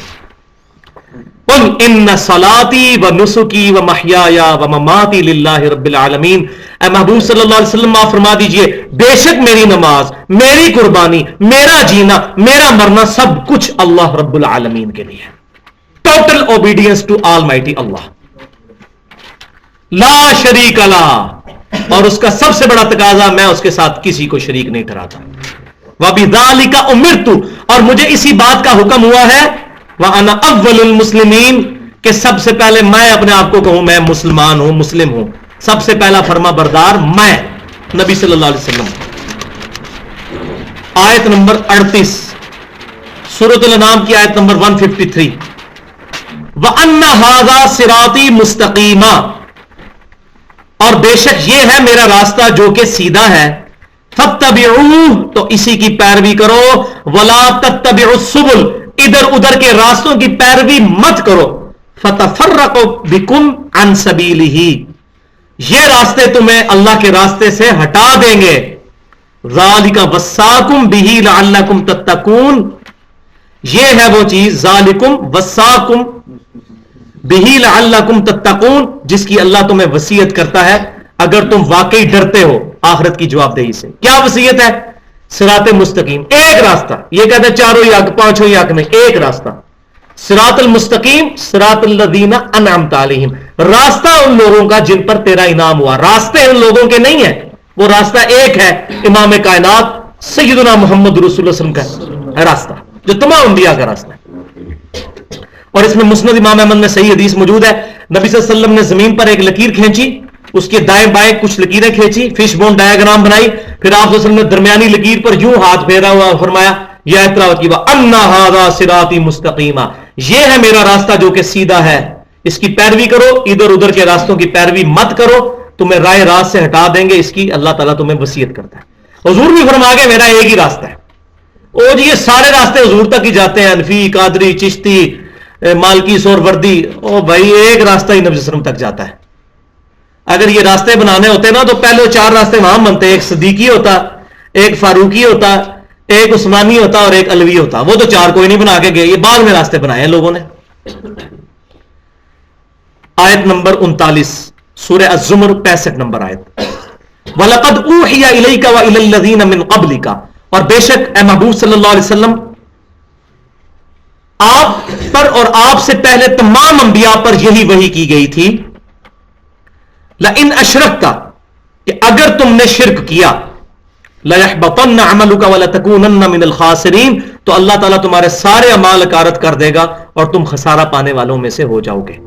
یہ پروفٹس کو ایڈریس نہیں ہے، پروفٹ کے ذریعے امتوں کو ایڈریس ہے. ظاہر پروفٹ کے لیے تو محال ہے کہ وہ شرک کریں، وہ تو خود توحید کی دعوت دینے آتے ہیں. آیت نمبر 40 سورۃ النساء کی آیت نمبر 116 میں بھی ہے اور 48 نمبر آیت میں بھی اسی کے قریب قریب الفاظ ہیں. ان اللہ لا یغفر ان یشرک بہ، بے شک اللہ تعالیٰ اس گناہ کو کبھی معاف نہیں کرے گا کہ اللہ کے ساتھ کسی نے شرک کیا. یہ آخرت کے دن کا ہے، دنیا میں معاف کر دے گا. سورۃ الفرقان کے آخری رکوع میں آیا کہ دنیا میں جو شرک سے توبہ کرے گا اللہ تعالیٰ اس کے گناہ بھی نیکیوں سے بدل دے گا، لیکن آخرت میں نہیں معاف کرے گا. لا تبدیل لکلمات اللہ، اگر کوئی کہے کہ اللہ چاہے تو قیامت الدین شرک بھی معاف کر سکتا ہے، وہ کافر ہو جائے گا، کیونکہ قرآن کی آیت کا انکار. لا تبدیل لکلمات اللہ. بخاری مسلم کی متفق علیہ حدیث ہے، جب حضور فرماتے ہیں شفاعت کرنے کے لیے میں بار بار دوزخ کی طرف جاؤں گا، آخری دفعہ جاؤں گا تو دوزخ کا دروازہ کہے گا یا رسول اللہ بس اب دوزخ میں صرف وہ لوگ ہیں جن کو قرآن نے روک رکھا ہے، وہ کبھی نہیں جائیں گے. قرآن نے کن کو روک رکھا ہے؟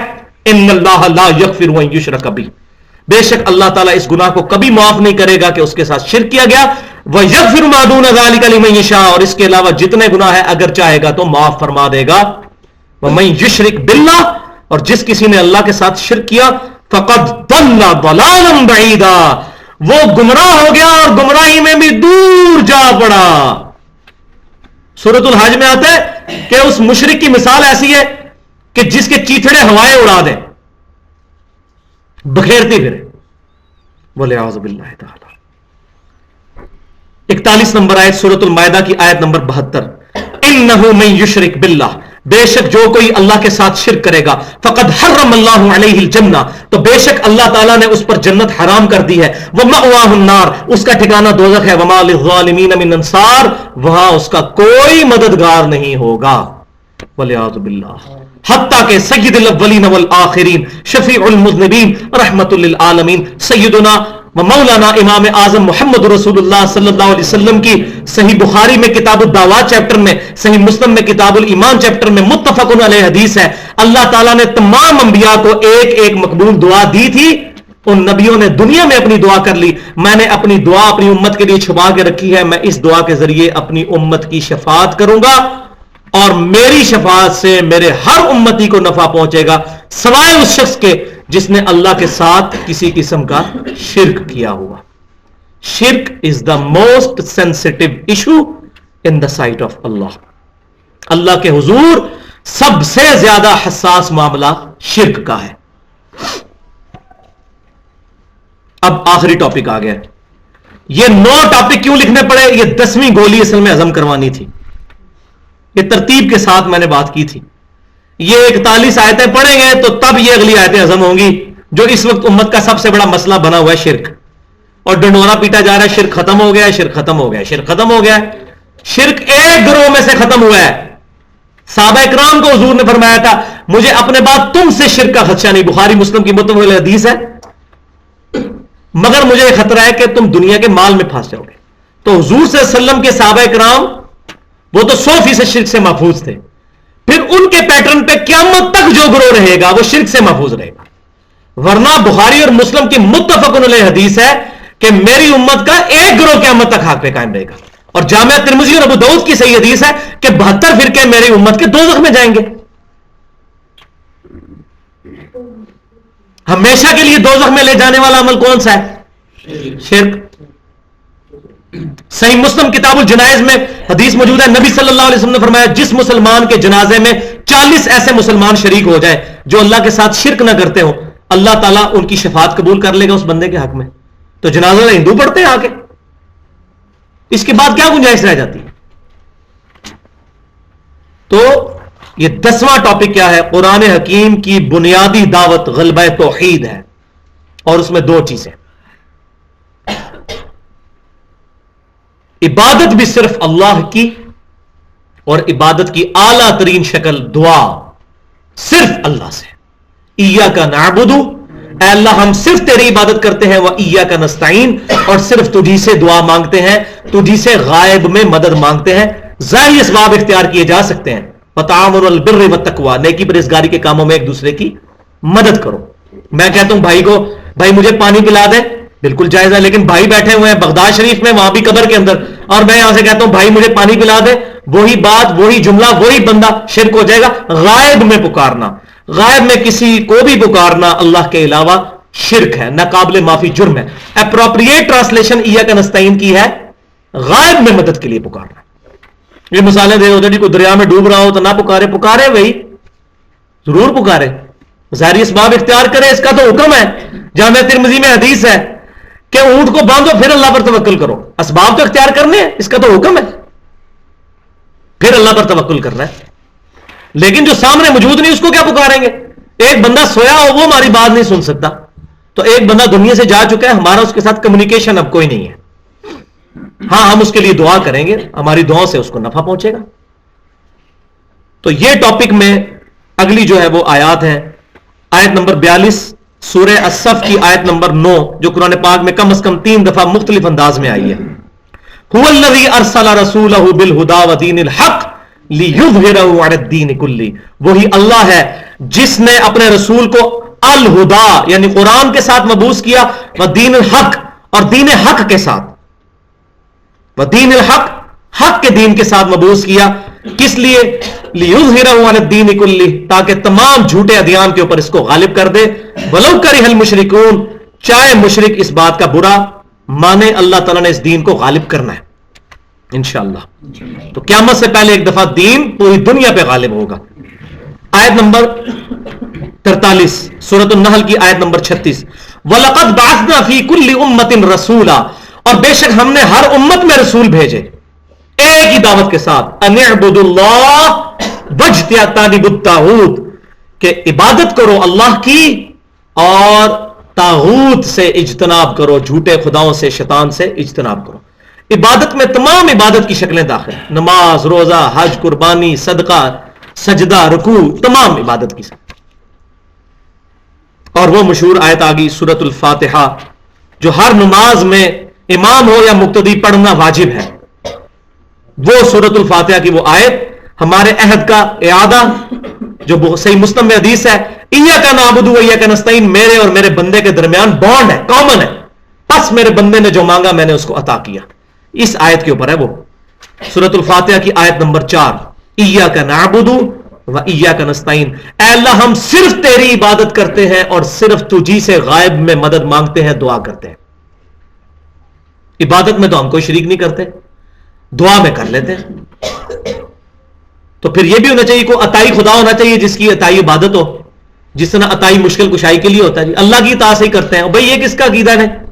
جو خصوصیات اللہ نے اپنے ساتھ خاص کر لی ہیں وہ اللہ کی اطاعت سے بھی نہیں مانی جا سکتی، کیونکہ اللہ وہ عطا ہی نہیں فرمائے گا. تو اس میں بڑی احتیاط کی ضرورت ہے، بڑی احتیاط کی ضرورت ہے. اس میں احتیاط میں ایک حدیث مسند امام احمد میں اور الادب المفرد میں بھی لے کے آئے امام بخاری.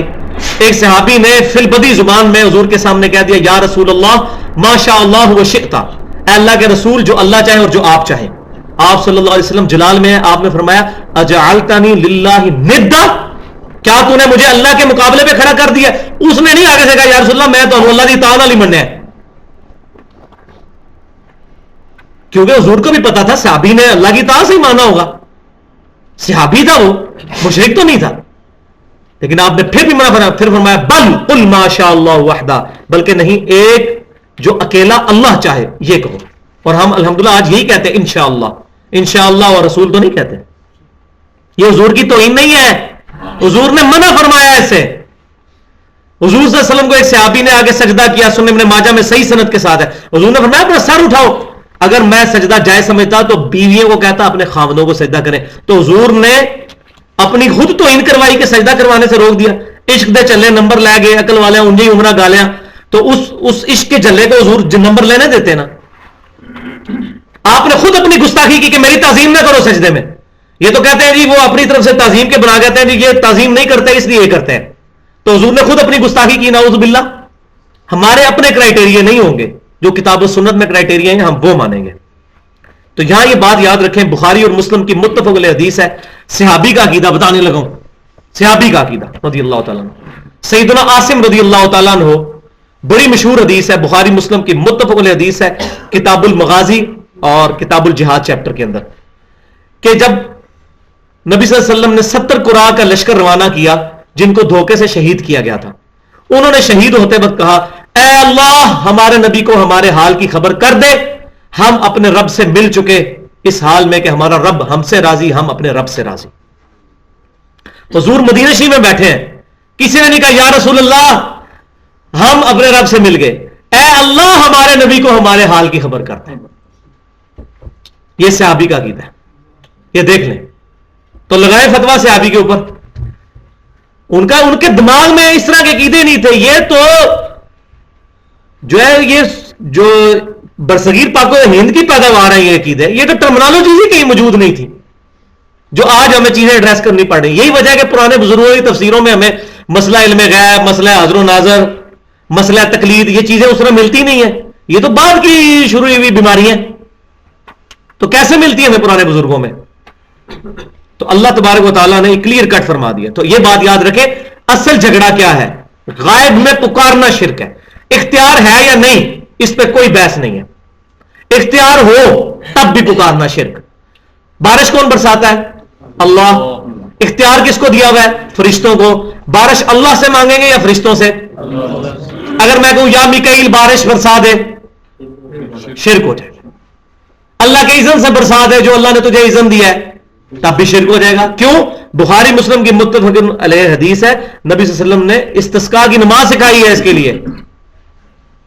لہذا یہ شرکیہ نعت ہے جو چل رہی ہے، نعت کے ہم دشمن نہیں. بخاری مسلم کی متفق علیہ حدیث ہے، سیدنا حسان بن ثابت حضور کے لیے نعتیں پڑھتے تھے، حضور نے ان کے لیے دعا فرمائی تھی صلی اللہ علیہ وسلم، اے اللہ روح قدس کے ذریعے ان کی مدد فرما. تو نعت سے ہماری دشمنی نہیں ہے، لیکن شرکیہ نعتیں، فرشتوں یہ پیغام دے دو کہ خادم تمہارا سعید آ رہا ہے، یہ وہ جو تبلیغ جماعت کے بھائی ہیں جنید جمشید صاحب، اللہ تعالیٰ ان کا معاملہ سیدھا کرے. تو وہ اب وہ ان کا بھی کیا قصور؟ وہ مفتی سعید صاحب ہے، انہوں نے لکھ دی ہے کہ خادم تمہارا سعید آ رہا ہے. وہ کہتے ہیں مفتی صاحب نے لکھی ہے. یہ تو پتہ چلے گا نا کبرا نا سعادتنا کا کیا ہونے والا ہے. مفتی صاحب نے لکھ دی، مفتی صاحب کی قبر میں تو نہیں جانا. مفتی صاحب نے پکڑ کے سود کو اسلامک بینکاری کا نام دے دیا تو مفتی صاحب نے لکھی ہے، اب سود حلال ہو گیا. تو یہ بات نہیں ہے. یہی مفتی صاحب کہے نا کہ اپنے بچے کو ٹاٹ والے اسکول میں داخل کرائے، ہم کہیں گے مولوی صاحب تھوڑا دماغ نہیں کام کرتا.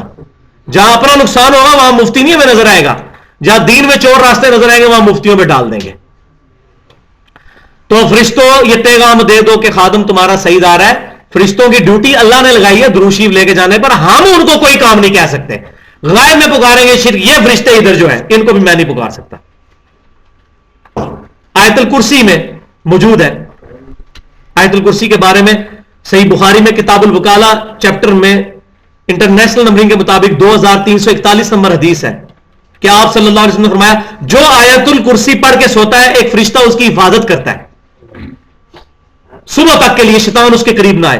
لیکن یہ نہیں فرمایا کہ فرشتے کو پکارو, اللہ کو پکارو نا آیت الکرسی پڑھ کے. تو مسئلہ پکارنا ہے, پکار شرک ہے غیر اللہ کو مدد کے لیے. مطلقاً پکار شرک نہیں ہے.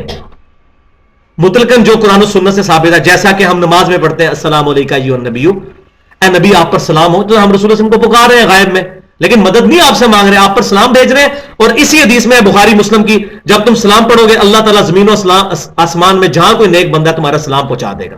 ہم نماز میں جب کہتے ہیں اے اللہ کے رسول آپ پر سلام ہو, ہمارا سلام اللہ تعالیٰ ان تک پہنچا دیتا ہے. مطلقاً پکارنا بھی شرک نہیں ہے, غائب میں مدد کے لیے پکارنا شرک ہے.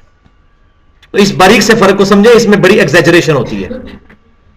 اس طرح قبر رسول پہ جا کر صحیح سند سے جو ہے وہ سنن بہیقی میں, الموطا امام مالک میں, المصنف ابن ابی شیبہ میں صحیح سند سے 11793 نمبر اثر ہے کہ عبداللہ بن عمر رضی اللہ تعالی عنہما جب بھی مسجد نبی میں داخل ہوتے 2 نفل پڑھ کے قبر رسول پر آ کے پڑھتے السلام علیکم یا رسول اللہ صلی اللہ علیہ وسلم, السلام علیکم یا ابا بکر, سیدنا ابو بکر کی قبر پر, اور پھر سیدنا عمر کی قبر پہ آ کے سلام کرتے. تو ہمیں کوئی چڑ نہیں اس سے, لیکن یہاں سے پڑھنا ثابت نہیں. یہ سیگا بدعت نہیں ہے, یہاں سے پڑھنا ثابت نہیں. جیسے ٹوائلٹ میں جاتے وقت مسجد میں جانے کی دعا نہیں پڑھ سکتے, مسجد میں جاتے وقت ٹوائلٹ کی دعا نہیں پڑھ سکتے, اسی طریقے سے یہاں پر وہ سلام پڑھیں گے جو حضور نے ہمیں تعلیم فرمایا نماز کے اندر اور درود ابراہیمی, وہاں پر جا کر وہ پڑھیں گے جو صحابہ کرام سے صحیح سند سے ثابت ہے.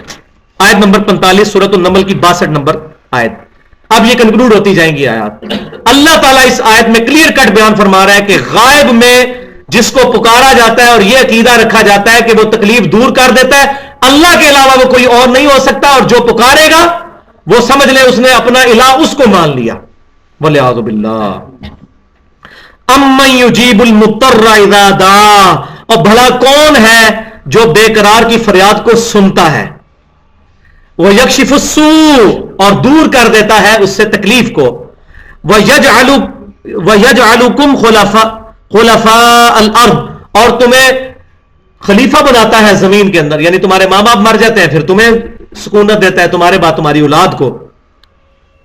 اللہ اکبر. الہ مع اللہ, کیا اللہ کے ساتھ کوئی اور الہ بھی ہے جو تمہاری تکلیف دور کر دے؟ قلیلا ما تذکرون, لیکن بڑے تھوڑے لوگ ہیں تم میں سے جو نصیحت حاصل کرتے, بہت کم بھی تم نصیحت حاصل کرتے ہو. تو اللہ کے علاوہ کسی کو غائب میں پکارنا گویا اس کو الہ بنانا ہے. یہ آپ دیکھ لیں, بہت کلیئر کٹ آیت ہے, یہ سب سے سخت آیت ہے غیر اللہ کو پکارنے میں پورے قرآن میں. وَإِذَا سَأَلَكَ عِبَادِي عَنِّي فَإِنِّي قَرِيبٌ, یہ آیت جو ہم نے پڑھی سورۃ النمل کی آیت نمبر 62 تھی. اب سورۃ البقرہ کی 186 نمبر آیت. وَإِذَا سَأَلَكَ عِبَادِي عَنِّي فَإِنِّي قَرِيبٌ, اور اے محبوب صلی اللہ علیہ وسلم جب میرے بندے آپ سے پوچھتے ہیں میرے بارے میں تو آپ فرما دیجئے میں تمہارے قریب ہوں. کتنا قریب ہوں؟ اجیب الدعوت الداعی اذا دعان, قبول کر لیتا ہوں پکارنے والے کی دعوت, اس کی دعا کو جب وہ مجھے پکارتا ہے. یہ میں نے کہا تھا میگنا کارٹا ہے انسانیت کا کہ کوئی شخص اپنے گھر میں بیٹھے ہوئے اپنے رب کو پکار سکتا ہے. ہاں اللہ کی حمد کرے, دروشی پڑھ کے پھر اللہ کو پکارے. جامعہ ترمذی میں انٹرنیشنل نمبرنگ کے مطابق 593 نمبر حدیث ہے کہ حمد اور درود کے بعد جو دعا مانگی جاتی ہے اللہ تعالیٰ اس کو قبول کرتا ہے. تو مانگے, لیکن کیا ہے ون وے ٹریفک نہ ہو. فَلْيَسْتَجِيبُوا لِي, ان کو بھی چاہیے کہ یہ بھی میری بات مانے, وَلْيُؤْمِنُوا بِي, اور مجھ پر ایمان لائے جیسا ایمان لانے کا حق ہے, لَعَلَّهُمْ يَرْشُدُونَ, تاکہ یہ رشد و ہدایت پا سکے. آیت نمبر 47 سورۃ المومن کی آیت نمبر 60. وَقَالَ رَبُّكُمْ ادعونی استجب لکم, اور تمہارے رب نے یہ وہی فرما دی ہے کہ مجھ سے دعا کرو میں قبول کروں گا. دعا کرنی ہے کس سے؟ اللہ سے. ان الذین یستکبرون عن عبادتی, یہاں دے دیں عبادت کا لفظ اللہ نے دعا پہ استعمال کر دیا ہے. بے شک جو لوگ میری عبادت سے تکبر کرتے ہیں, یعنی مجھ سے دعا نہیں مانگتے, سیدخلون جہنم داخرین، میں ان کو عنقریب دوزخ میں ذلیل و خوار کر کے داخل کر دوں گا. اور اس آیت میں دعا عبادت کہا گئی ہے، اور یہ میں اپنی طرف سے نہیں بات کر رہا، یہ آیت حضور نے تلاوت کی. جامعہ ترمذی، سنن نبی داؤد، سنن ابن ماجہ کی صحیح حدیث ہے. نبی صلی اللہ علیہ وسلم نے فرمایا الدعاء هو العبادہ، دعا ہی عبادت ہے، غائب میں پکارنا ہی اصل عبادت ہے. پھر حضور نے یہی آیت پڑھی، وقال ربکم ادعونی استجب لکم، یہ والی آیت آپ نے پڑھی، اور آپ نے اس آیت کو پڑھ کے دلیل کے طور پہ پیش کیا کہ دعا عبادت ہے. ایاک نستعین. سورۃ المائدہ کی آیت نمبر 75 اور 76، یہ دو آخری جو آیات ہیں، یہ وہ آخری کیڑا نکالنے کے لیے کہتے ہیں نہیں قرآن میں آتے تو بتوں کے بارے میں، من دون اللہ سے مراد بت ہیں. بھئی قرآن پاک میں من دون اللہ سے مراد بت بھی ہیں، من دون اللہ سے مراد اولیاء اللہ بھی ہیں، انبیاء کرام بھی ہیں، من دون اللہ سے مراد جن بھی ہیں، سب مراد ہیں.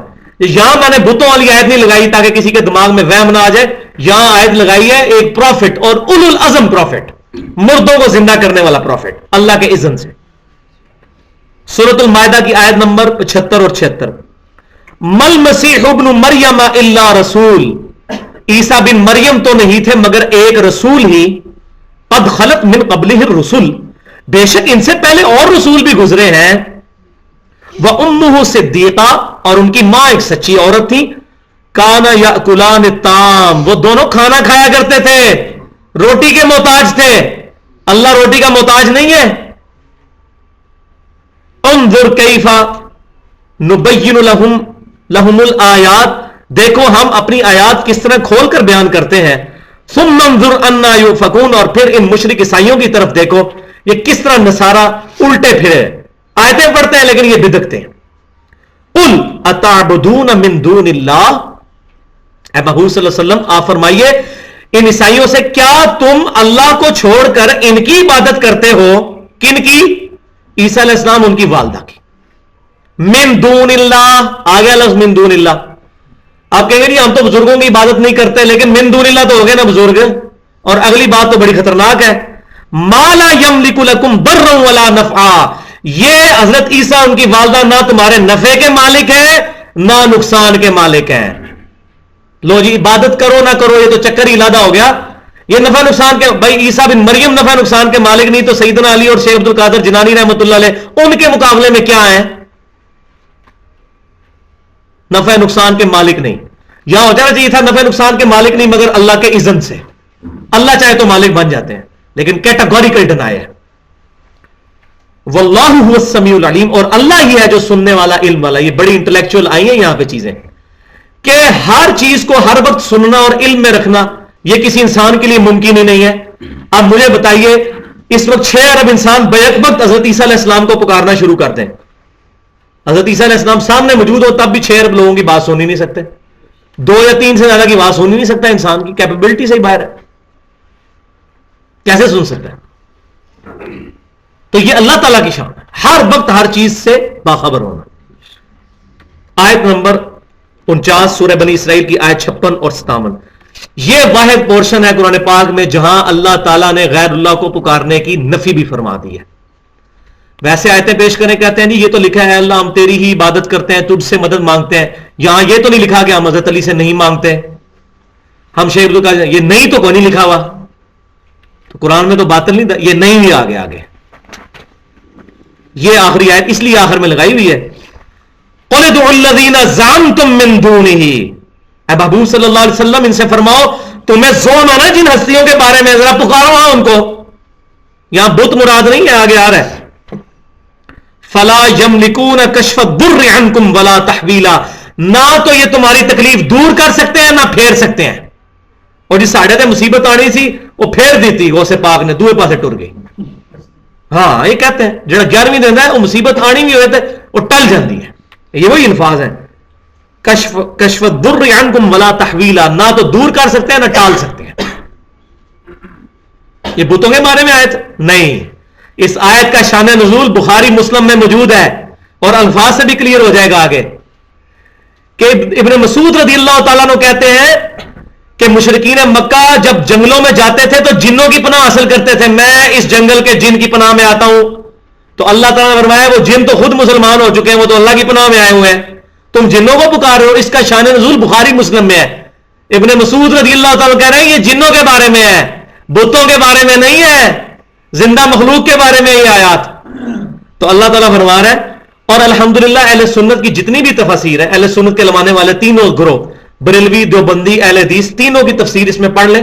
تینوں نے لکھا ہے اس سے مراد جن, فرشتے اور انبیاء کرام ہے.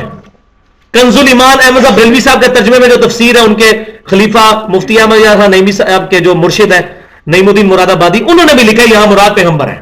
شکر الحمدللہ, انہوں نے بھی یہ بات لکھ دی ہے. پیغمبر, جن, انسان, فرشتے سارے شامل ہیں اس میں. اللہ تعالیٰ فرما رہا ہے جن کے بارے میں زوم ہے نا, ان ہستیوں کو ذرا پکار کر دیکھو, نہ تکلیف دور کر سکتے ہیں نہ تم سے تکلیف ٹالنے پر وہ قادر ہے. کیا ہے؟ اولئک الذین یدعون یبتغون الی ربہم الوسیلہ. اور جن لوگوں کو یہ لوگ پکار رہے ہیں وہ تو خود اپنے رب کے حضور وسیلہ تلاش کرتے ہیں.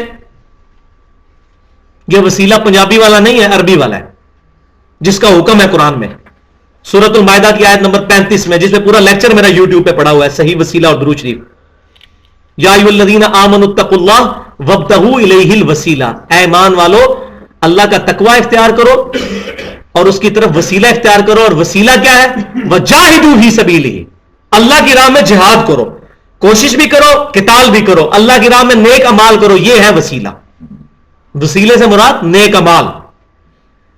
تو وہ 5 وسیلے ہیں جن میں سے ایک ثابت نہیں ہے اور 4 ثابت ہیں, وہ میں نے وہاں بتائے ہوئے ہیں. اس آپ لیکچر کو دیکھ لیں. 720085 720085 ہمارا یوٹیوب کے اوپر چینل کا ایڈریس ہے, اس میں نے ڈیٹیل سے بتایا.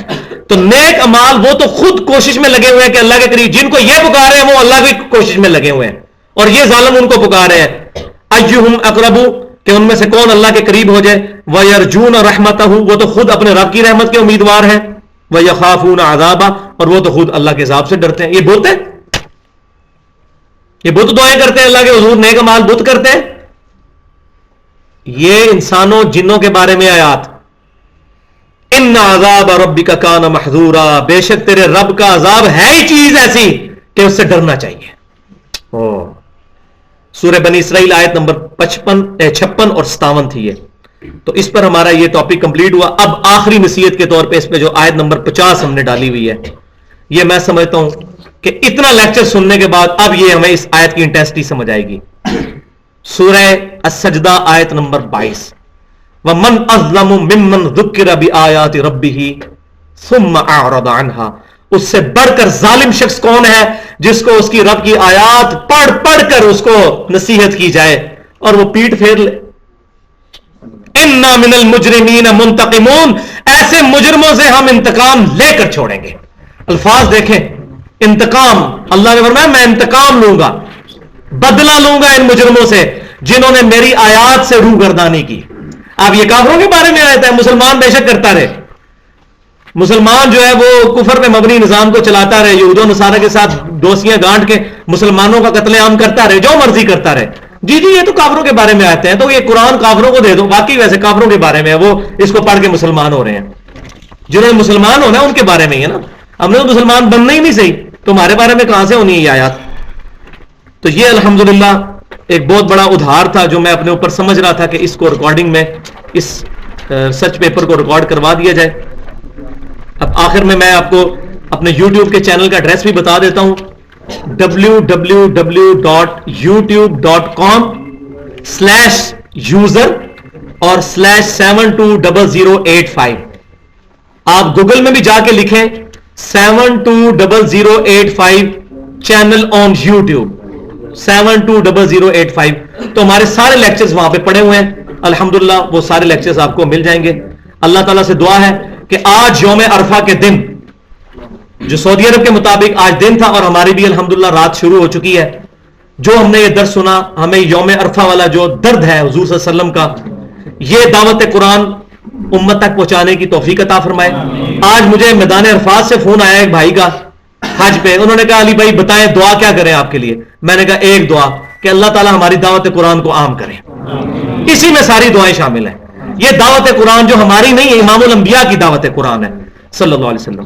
تو آخر میں آپ کو صحیح مسلم کی حدیث بھی بتا دوں. کتاب الصیام چیپٹر میں انٹرنیشنل نمبرنگ کے مطابق 2476 نمبر حدیث ہے نبی صلی اللہ علیہ وسلم نے فرمایا جو کوئی 9 ذی الحجہ یوم عرفہ کا روزہ رکھے گا اللہ تبارک و تعالی اس روزے کو اس کے 2 سال کے گناہوں کا کفارہ بنا دے گا، 1 سال گزرا ہوا اور 1 سال آئندہ۔ تو یہ 9 ذی الحجہ پاکستان کے مطابق ہوگا۔ یہ چند جو بیچارے تھوڑے کم علم مولوی ہیں انہوں نے یہ لگا دیا ہے سعودی عرب کا، تو ان بیچاروں کو یہ نہیں پتا کہ آج سے 30-40 سال پہلے تک تو ہمارے فرشتوں کو بھی نہیں تھا پتا کہ سعودی عرب میں کب 9 ذی الحجہ ہے، لوگ پیدل حج کے لیے جاتے تھے۔ تو امت 1400 سال تک اس فضیلت سے محروم رہی ہے۔ تو اس سے مراد 9 ذی الحجہ پاکستان کا ہے۔ اور دوسرا الزامی جواب ایسا ہے کہ رات کو نیند نہ آئے ان بیچاروں کو جو اس طرح کا غلط اجتہاد کرتے ہیں۔ اجتہاد کریں لیکن وہ طریقے کے ساتھ کریں۔ تو اجتہاد کو ہم مانتے ہیں لیکن اس طریقے کے اجتہاد کو نہیں، ہم بھی اجتہاد کرتے ہیں کہ سعودی عرب میں جب دن ہوتا ہے نا امریکہ میں رات ہوتی ہے، تو امریکہ میں تو یوم عرفہ کبھی بھی نہیں آئے گا۔ لہذا امریکہ میں جو اسلام is the fastest growing religion ان امریکہ، امریکہ کے لوگ تو ہمیشہ ہی اس فضیلت سے محروم رہیں گے ان مولویوں کی انٹرپریٹیشن کے تحت۔ تو ان کا اجتہاد غلط ہے، ہمارا اجتہاد صحیح ہے کہ یہ امت پوری آفاقی امت، پوری انسانیت کے لیے دین ہے۔ شب قدر بھی ہمارے حساب سے ہوگی، یوم عرفہ بھی اور جو جہاں تک وہاں یوم عرفہ کا تعلق ہے تو یوم عرفہ والوں پہ تو وہاں روزہ ہی نہیں ہے۔ صحیح مسلم میں حدیث ہے کہ یوم عرفہ والے دن حاجی تو روزہ نہیں رکھیں گے۔ تو یوم عرفہ ہمارا تو کل 6 نومبر 2011 کو انشاءاللہ امید ہے کہ 4:55 یا 57 منٹ آپ رکھ لیں، ختم سحری ہے 4:55 صبح، 4:55 سے پہلے سحری رکھ لیں، کر لیں، اور اپنے گھر والوں کو بھی روزہ رکھوائیں، خود بھی رکھیں۔ میں نے بھی گھر بات کی ہے، اپنے بچوں کو، بیوی کو، والدہ کو روزہ رکھوائیں۔ 2 سال کے گناہوں کا کفارہ ہے، 1 سال گزرا ہوا اور 1 آئندہ، لیکن اس سے مراد صغیرہ گناہ ہے۔ کبیرہ گناہ صحیح مسلم میں حدیث ہے وہ توبہ سے معاف ہوں گے۔ چھوٹے گناہ بغیر توبہ کے بھی نیک اعمال سے معاف ہو جاتے ہیں، لیکن کبیرہ گناہ توبہ کے بغیر معاف نہیں ہوتے۔ اللہ تعالیٰ سے سچے حضور، اللہ کے حضور توبہ کریں، اور اس کے بعد قربانی کا دن آئے گا 10 ذی الحجہ کو انشاءاللہ تعالیٰ، اور اس دن افضل ترین عبادت ہے قربانی۔ سب سے افضل یہ ہے کہ پہلے دن قربانی کر لیں، پہلے دن نہیں کر سکے تو دوسرے دن، نہیں تو تیسرے دن۔ الموطا امام مالک میں صحیح سند کے ساتھ یہ حدیث موجود ہے کہ سیدنا عبداللہ بن عمر رضی اللہ تعالیٰ عنہ کہتے ہیں کہ عید کے بعد 2 دن قربانی ہے، یعنی ٹوٹل 3 دن، 10 ذی الحجہ، 11 اور 12۔ 13 والی جو یوم تشریق والی حدیث ہے 4 دن قربانی والی، وہ منقطع روایت ہے، اصول محدثین پہ وہ ضعیف ہے۔ جبیر بن مطعم رضی اللہ تعالیٰ عنہ سے تابعی کی ملاقات ثابت نہیں ہے۔ تو یہ حدیث جو بخاری مسلم میں رفع الیدین رکوع میں جاتے وقت اور اٹھتے وقت کی جو سند ہے، اسی سند پہ الموطا امام مالک میں عن مالک عن نافع عن عبداللہ بن عمر، اسی سند، گولڈن چین اس کو کہتے ہیں حدیث کی روایت میں، سب سے بیسٹ، کہ عبداللہ بن عمر کہتے ہیں کہ عید کے بعد 2 دن قربانی۔ اور بخاری اور مسلم میں حدیث ہے کہ نبی صلی اللہ علیہ وسلم نے 2 دن روزہ رکھنے سے منع فرمایا ہے، ایک عید الفطر کا دن اور دوسرا عید الاضحیٰ کا دن، یکم شوال اور 10 ذی الحجہ۔ عید 2 دن ہی ہوتی ہے، یہ یوم النہر 3 ہوتے ہیں، 10، 11، 12، ورنہ تو عید کی نماز دوسرے دن بھی پڑھی جا سکتی ہو، جس کی آج رہے گی کل پڑھ لیں، نہیں، عید کے دن 2 ہی ہیں، چھوٹی عید کا دن عید الفطر یکم شوال کو، اور 10 ذی الحجہ بڑی عید کا دن۔ تو عید کے دن 2 ہیں، ان میں روزہ رکھنا منع ہے، اس کے علاوہ کے دنوں میں روزہ رکھنے کی اجازت ہے، اور قربانی کے دن جو ہے وہ 3 ہے۔ تو یہ مسئلہ بھی میں نے کلیئر کیا۔ اللہ تبارک و تعالیٰ سے دعا ہے جو میں نے حق بات بیان کی وہ ہمارے دلوں میں راسخ فرمائے، اگر میرے منہ سے کوئی غلط بات نکلی تو اس کو محو کر دے ہمارے دلوں سے، ہمیں کتاب و سنت اور اجماع کو حجت ماننے کی توفیق عطا فرمائے، کتاب و سنت اجماع کو صحابہ، تابعین، تبع تابعین کے منہج کے مطابق سمجھنے اور اس پر عمل کرنے کی توفیق عطا فرمائے۔ محفل سے اٹھنے کی دعا پڑھ لیں، سبحانک اللہم و بحمدک، اشہد ان لا الہ الا انت، استغفرک و اتوب الیک، وما علینا الا البلاغ المبین۔